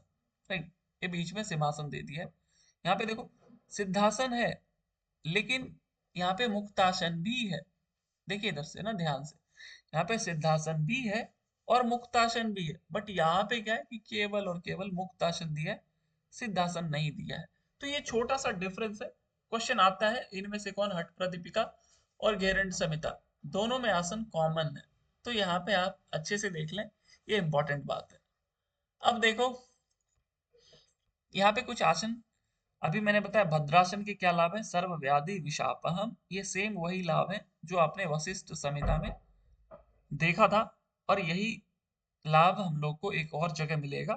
इसको हम लोग बाद वाले क्लास में देखेंगे, लेकिन किसी और आसन के लिए। राइट, किसी और आसन के लिए मिलेगा सर्व व्याधि विशापम, जो इंपॉर्टेंट होगा। राइट, तो आसन की चर्चा इतनी ही थी, इतना आसन को आप कर लेना पर्याप्त है। देखो, हठ रत्नावली के आसनों के लाभ मैंने आपको इसलिए नहीं बताया क्योंकि हठ रत्नावली और हठ प्रदीपिका बहुत हद तक कॉमन है। जो केवल अलग अलग बातें थी ना, वही मैंने यहाँ पे डिस्कस करा है। राइट, वही चीजें डिस्कस की कि कितना थोड़ा सा अलग है हठ प्रदीपिका हठ रत्नावली से ना। ओके, अब देखो हम लोग आसनों की चर्चा कर लिए, क्या क्या डिस्कस किए, यम कर लिए, नियम कर लिए, यम नियम आसन। अब थोड़ा सा षटकर्म को डिस्कस कर लेते हैं हम लोग। आइए षटकर्म की बात करते हैं। तो देखो, सबसे पहले तो आपसे जो पूछा जाता है सीक्वेंस, जो कि काफी ओल्ड फैशन हो गया, षटकर्म का सीक्वेंस पूछना सभी लोगों को पता रहता है। तो क्या बोला है? धौतिर बस्तिस तथा नेति त्राटकम नौलिकम तथा। बताओ ये किस ग्रंथ का सीक्वेंस है? धौतिर बस्तिस तथा नेति त्राटक नौली कपालभाति, किस ग्रंथ का सीक्वेंस है? हठयोग प्रदीपिका। धौतिर बस्तिस तथा नेति त्राटक नौली कपालभाति ना, ये हठ प्रदीपिका का है। और घेरंड संहिता में क्या होता है? नीति नौली फिर त्राटक कपालभाति। देखो इसमें ना ये 3 तो सेम रहते हैं, धौतिर बस्तिस तथा नेति ना, ये इसमें तो सेम भी रहते हैं हठ प्रदीपिका और घेरंड संहिता में ना, ये 3 सेम रहते हैं। एक छोटा सा चेंज होता है। क्या चेंज होता है? देखो यकीन मानो इसके सीक्वेंस आते हैं ना, एक छोटा सा चेंज होता है, ये यहाँ आ जाता है, ये यहाँ आ जाते हैं ना, बस और कुछ भी नहीं। कपालभाति वैसे ही रहती है। ये केवल हठ प्रदीपिका एंड घेरंड संहिता की बात कर रहा हूँ। राइट, हठ रत्नावली का सीक्वेंस बहुत अलग है और वो सबसे ज्यादा इंपॉर्टेंट है क्योंकि वो कभी पूछा नहीं गया है और वो थोड़ा सा यूनिक भी है। राइट, अब आइए इसको डिस्कस करते हैं हम लोग। तो देखो हठ रत्नावली में क्या बोला गया? चक्री। और यहाँ पे षटकर्म नहीं है, यहाँ पे अष्टकर्म है। उम्मीद है आप सभी को पता होगा। राइट, तो ये अष्टकर्म में 2 कर्म नए जुड़ जाते हैं, एक चक्री और एक गजकर्णी। राइट, ये गजकर्णी, ये 2 जो है जुड़ करके ही इस षटकर्म को अष्टकर्म बना देते हैं। इसके अलावा इसका सीक्वेंस बहुत इंपॉर्टेंट है, पहले कभी नहीं पूछा गया है, इसलिए ये और भी ज्यादा इंपॉर्टेंट हो जाती है। अब देखो आइए एक एक षटकर्म के लाभ देखते हैं, क्या क्या बातें बताई गई है। घेरंड संहिता में इस नौली को लौलिकी बताया गया, राइट। लौलिकी, ये वर्ड ध्यान रखिएगा, लौलिकी बताई गई और इसके सीक्वेंस पहले तीन सेम है ना, धौतिर बस्तिस तथा नेति, ये तीन सेम है। त्राटक नौली कपालभाति वहां पे था तो नौली इधर आ गई और त्राटक इधर चली गई तो नौली को लौलिकी बताया गया। तो लौलिकी त्राटकम तथा कपालभाति चेतानी षटकर्मानी समाचरित, ये षटकर्म है घेरंड संहिता के। अब इनसे काफी ज्यादा क्वेश्चन आते हैं, इसको आज हम लोग केवल डिस्कस करेंगे, उसके बाद फिर अगले क्लास में कोशिश करेंगे थोड़ा और समय लेकर के चलने का, ताकि हम लोग ज्यादा से ज्यादा चीजों को कवर कर सके। ओके, अब देखो धोती के बारे में सामान्यतः सब जगह कॉमन ही बताई जाती है। इसमें एक कपड़ा इस्तेमाल करते हैं जो कितने अंगुल चौड़ा होता है, मैसेज कीजिए, और कितना लंबा होता है हठ प्रदीपिका के अनुसार। एचपी के अनुसार पहले केवल बात करेंगे। चौड़ाई कितनी, 4 अंगुल, बढ़िया। और हाथ कितना लंबा, 15 हाथ, 15 हाथ। यस, 15 हाथ लंबा, 4 अंगुल चौड़ा कपड़ा रहता है। इसको हम लोग खाते हैं चबा चबा करके, बहुत चाव से तो नहीं बट खाना पड़ता है, क्योंकि आपके सामने आपके इंस्ट्रक्टर खड़े रहते हैं। उसके बाद उस कपड़े को निकालते हैं। तो इसका फल क्या बोला गया है, कास श्वास प्लीहा कुष्ठ, प्लीहा कुष्ठ कफ रोगांश्च विंशति ना, आपकी खांसी, दम्मा, खांसी, श्वास, दम्मा, प्लीहा, कुष्ठ और 20 प्रकार के कफ रोग दूर होते हैं ना। डायरेक्ट क्वेश्चन पूछा जा सकता है, 20 प्रकार के कफ दोष किस षटकर्म से दूर होते हैं, तो धौती के अभ्यास से। आगे क्या बोला गया, इनका सीक्वेंस भी याद रखिए लीजिएगा, काश श्वास प्लीहा कुष्ठ, राइट, कि हठ प्रदीपिका के धौती के लाभों को क्रम से लगाइए तो काश श्वास प्लीहा कुष्ठ और 20 प्रकार के कफ रोग दूर होते हैं। आगे बात करते हैं बस्ती की। तो बस्ती देखो आपकी गुदा प्रदेश से संबंधित है। उसके एक सेकंड,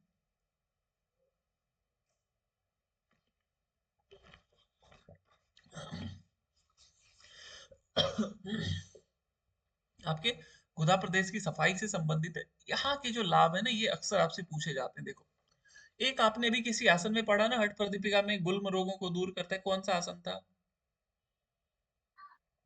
मयूर। मयूरासन। मयूरासन। मयूरासन। और यहाँ पे देखो ये गुल्म रोग है, तो थोड़ी सी ना सेलेक्टिव स्टडी आपको करनी पड़ेगी।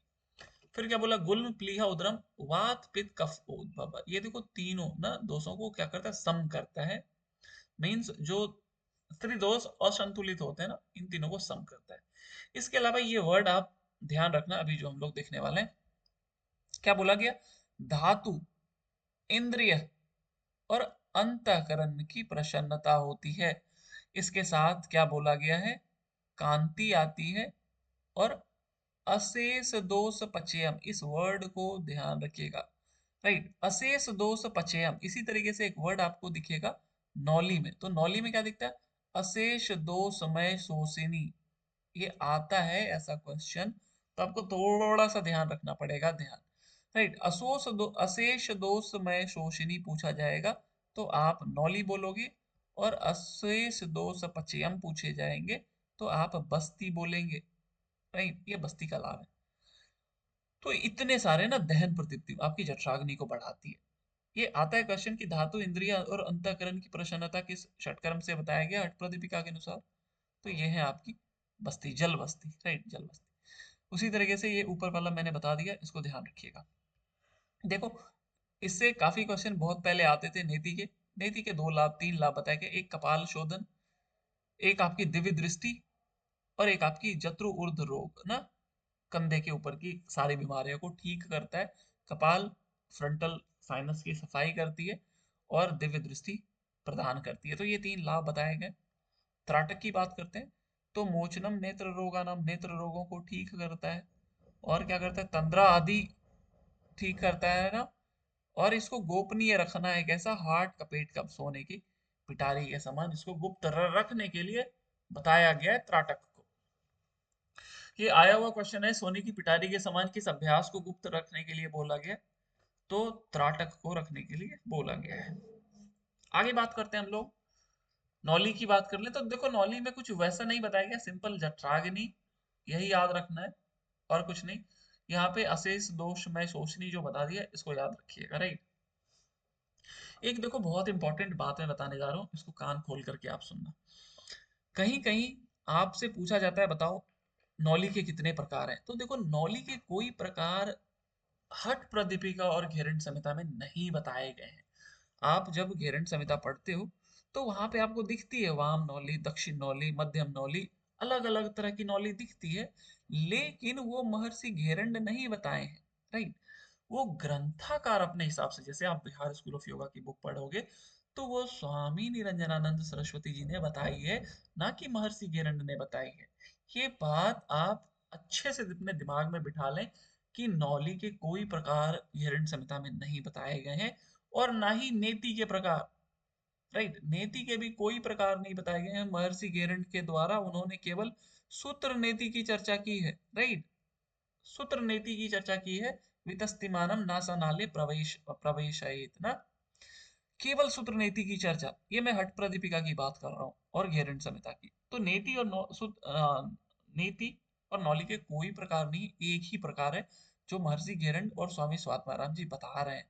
तो यहाँ पे ध्यान से देख लो आप कि नौली के कोई प्रकार नहीं है, लेकिन हठ रत्नावली में अगर पूछ ले तो वहां पे आपको प्रकार दिखते हैं। क्या दिखते हैं अभी देखेंगे हम लोग थोड़ी देर में। ओके, अब देखो हठ प्रदीपिका में कपालभाति का एक ही लाभ बताया गया, कफ दोषों को नाश करता है। ये इंपॉर्टेंट है। कपालभाति देता है तो पता नहीं कितने लोग कंफ्यूज हो जाते हो कि वात दोष को भी नाश करता है क्या? नहीं, ओनली कफ दोष। और ये चीज आपको घेरंड संहिता में भी देखने को मिलती है, इसमें कोई कंफ्यूजन नहीं होना चाहिए, निसंदेह। ओके, आगे बात करते हैं हम लोग। हाँ, आगे बात करते हैं हम लोग घेरंड संहिता की। देखो घेरंड संहिता में ना षटकर्म बहुत डिटेल में बताया गया है, तो मैं एक चार्ट बनाऊंगा, आपको उस चार्ट को याद कर लेना है, बेहतर होगा। और मैं लिखते जाता हूँ, मेरे साथ साथ आप मेंटली भी रिपीट करना। देखो षटकर्म में सबसे पहले धोती की बात करते हैं, शॉर्ट में लिखूंगा, उम्मीद है आप पढ़ करके आए होंगे।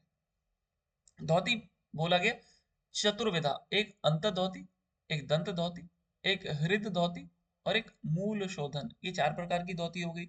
अगर धोती पूछा जाएगा सीधा तो चार प्रकार, फिर पूछा जाए अंत धोती तो ये चार प्रकार कौन कौन?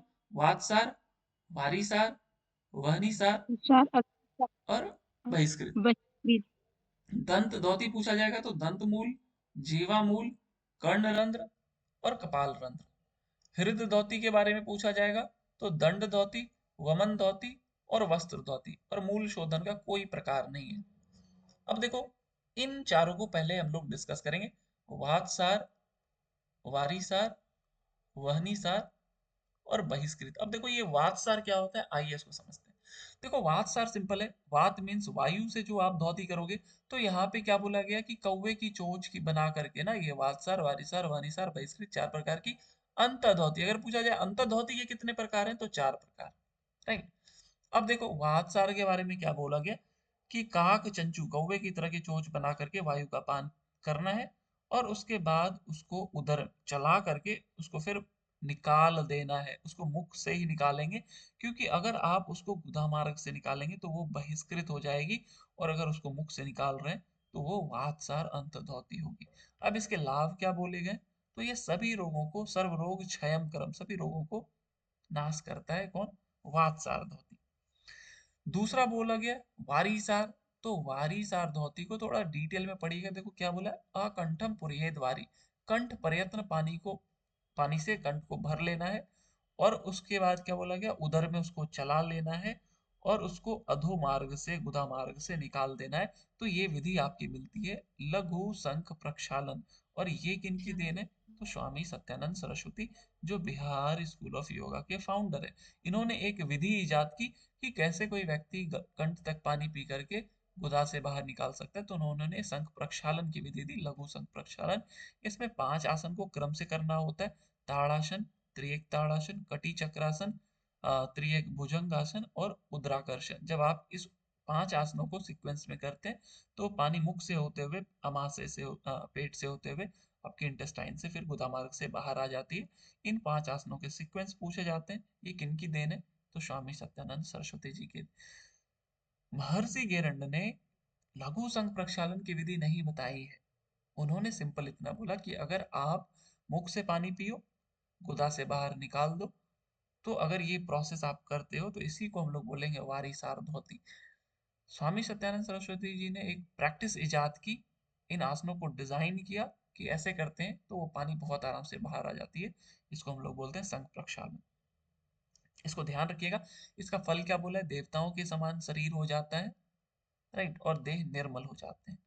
इसके बाद बात करते हैं हम लोग वहनीसार, जिसको अग्निसार भी बोलते हैं। तो इसके लिए क्या बोला गया कि नाभि ग्रंथि मेरु पृष्ठे, नाभि ग्रंथि को मेरु पृष्ठ में सतवारम चौकारे 100 बार सटाना है। देखो अगर आप हिंदी में देखोगे ना तो कहीं पे 100 बार नहीं है, देखो मिसिंग है ये चीज है, राइट। अग्निसार संज्ञक धौति कर्म संपन्न होता है, रुद्र रोग नष्ट होते हैं, कहीं पे भी 100 बार नहीं लिखा, ये मिसिंग हो गया, ये श्लोक में लिखा हुआ है। लेकिन इस बुक की इंग्लिश वाली बुक देखोगे तो आपको मिल जाएगा 100 बार सटाने के लिए। तो किस अभ्यास में नाभि को 100 बार सटाते हैं मेरु पृष्ठ में? तो ओनली अग्निसार क्रिया, राइट, ये इंपॉर्टेंट है। और इसमें भी देव देहम, देवताओं के समान शरीर हो जाता है। और क्या बोला गया? पेट संबंधित रोगों को दूर करता है, जठराग्नि को बढ़ाती है। ये तीसरी हो गई। वातसार, वारिसार, वनिसार। चौथा आता है बहिष्कृत। बहिष्कृत में भी देखो कौवे की तरह चोंच बना करके, राइट, उसको क्या करना है?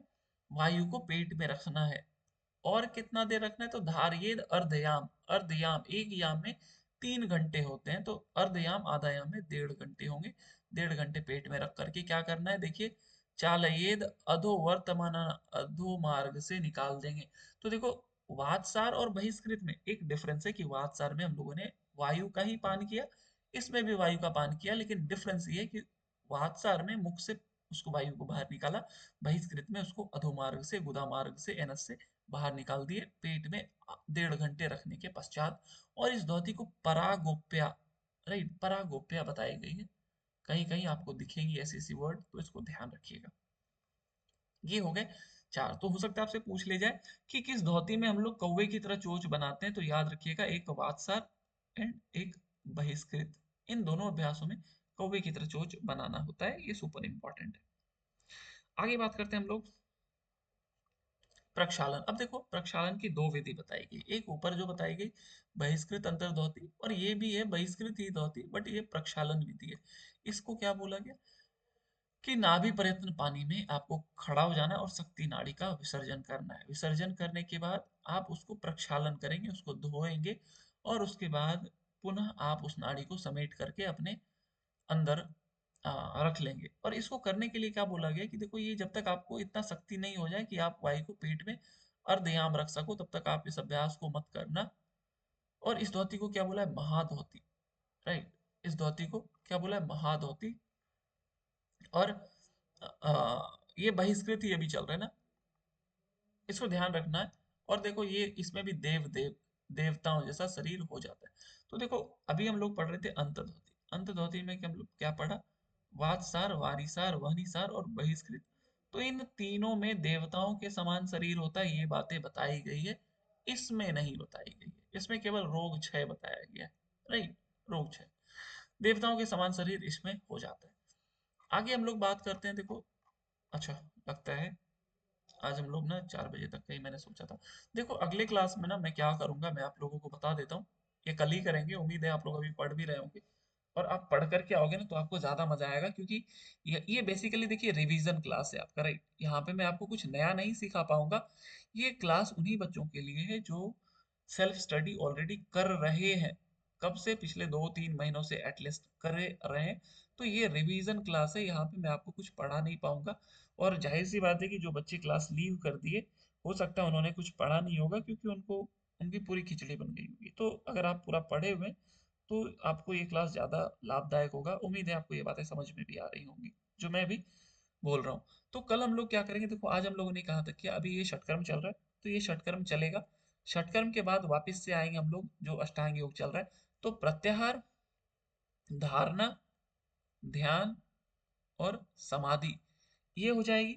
और इन जैसे अभी हम लोगों ने किया ना, यम नियम आसन, जहां जहां मिला उसी तरीके से प्रत्याहार, प्राणायाम ना, इसके बाद प्राणायाम भी करेंगे। तो प्राणायाम जहां जहां पढ़े, चाहे वो षटकर घेरन संहिता हो, हठ प्रदीपिका हो, हठ रत्नावली हो, जहां जहां कहीं भी प्राणायाम के बारे में चर्चा वो करेंगे, डिस्कस। फिर प्रत्याहार के बारे में, धारणा, ध्यान और समाधि, यूनिट 5। इसके बाद हम लोग क्या करेंगे? मुद्राओं की चर्चा करेंगे, जहां जहां मुद्राओं की चर्चा है। इसके बाद टुकड़ों टुकड़ों में जो चीज है, लाइक साधक हो गए, बाधक हो गए, कुटिया का स्वरूप हो गया, सिद्धि के चिन्ह हो गए, नाड़ी शुद्धि, हाँ नाड़ी शुद्धि कल हम लोग डिस्कस करेंगे, राइट। तो आप इन सीक्वेंस में पढ़ करके आइएगा। आप क्या पढ़ लेना, पहले नाड़ी शुद्धि पढ़ लेना, फिर प्रत्याहार पढ़ लेना, धारणा पढ़ लेना, ध्यान पढ़ लेना, समाधि पढ़ लेना, इसके बाद मुद्राओं के बारे में पढ़ लीजिएगा, राइट। फिर अगर कल समय मिला तो कल ही हम लोग नादानुसंधान वगैरह डिस्कस कर लेंगे। मतलब मान करके चलो यूनिट 5 जितना भी रहेगा ना, मोटा मोटी चीज हम लोग पहले डिस्कस करेंगे, उसके बाद टुकड़ों में चीजों को डिस्कस कर लेंगे। तो कल आपकी यूनिट 5 कंप्लीट हो जाएगी। एक और इम्पोर्टेंट बात, अगर आपको यूनिट 5 का टेस्ट देना है, राइट, मतलब जो भी टेक्स्ट हम लोगों ने डिस्कस किया, आप क्या करना, योग शिक्षा ऐप को डाउनलोड कर लेना, राइट। योग शिक्षा उम्मीद है आप लोगों ने कर लिया होगा, इसको डाउनलोड कर लीजिएगा। वहां पे आप जब देखोगे ना क्रैश कोर्स, वहां पे ना आपको एक टेस्ट सेक्शन दिखेंगे, वहां पे आपको इस टेस्ट की क्विजेस दिखेंगी यूनिट वाइज, लाइक हट प्रदीपिका हो गई, हट रत्नावली हो गई, वशिष्ठ समिता। लेकिन मैं सजेस्ट करूंगा ना कि आप इन क्विजेस को ना पहले अच्छे से कर लेना, क्योंकि आप इसके टेस्ट को एक ही बार दे पाओगे, राइट। इस टेस्ट को एक ही बार दे पाएंगे, तो उम्मीद है आप पहले पढ़ लीजिएगा अच्छे से, और फिर उस टेस्ट को आप अटेम्प्ट करना। लेकिन आपको एक ही अटेम्प्ट मिलेगा, तो उम्मीद है आप पहले पढ़ लीजिएगा, ताकि आप थोड़े प्रिपेयर होकर के टेस्ट को देना। उम्मीद है बहुत कुछ सीखने को मिलेगा। आज हम लोग इतने रखते हैं, कल के लिए फिर मिलेंगे हम लोग 2 बजे। बट हो सकता है कल ये 3 घंटे की भी क्लास हो जाए, जैसा होगा मैं कल ब्रीफ कर दूंगा, आप लोगों को मैसेज कर दूंगा, ठीक है। मिलते हैं कल दोबारा से 2 बजे। हरिओम। 8 बजे वाले 8 बजे मिलिएगा। ओम सर। हरिओम सर। मिलते हैं कल। हरिओम। सर ये हरिओम सर। 1 मिनट ममता जी, हाँ लीव कर सकते हैं। अगर कुछ हरिओम क्वेश्चन सर। है तो आप रुक जाइए, अदरवाइज आप लीव कर सकते हैं।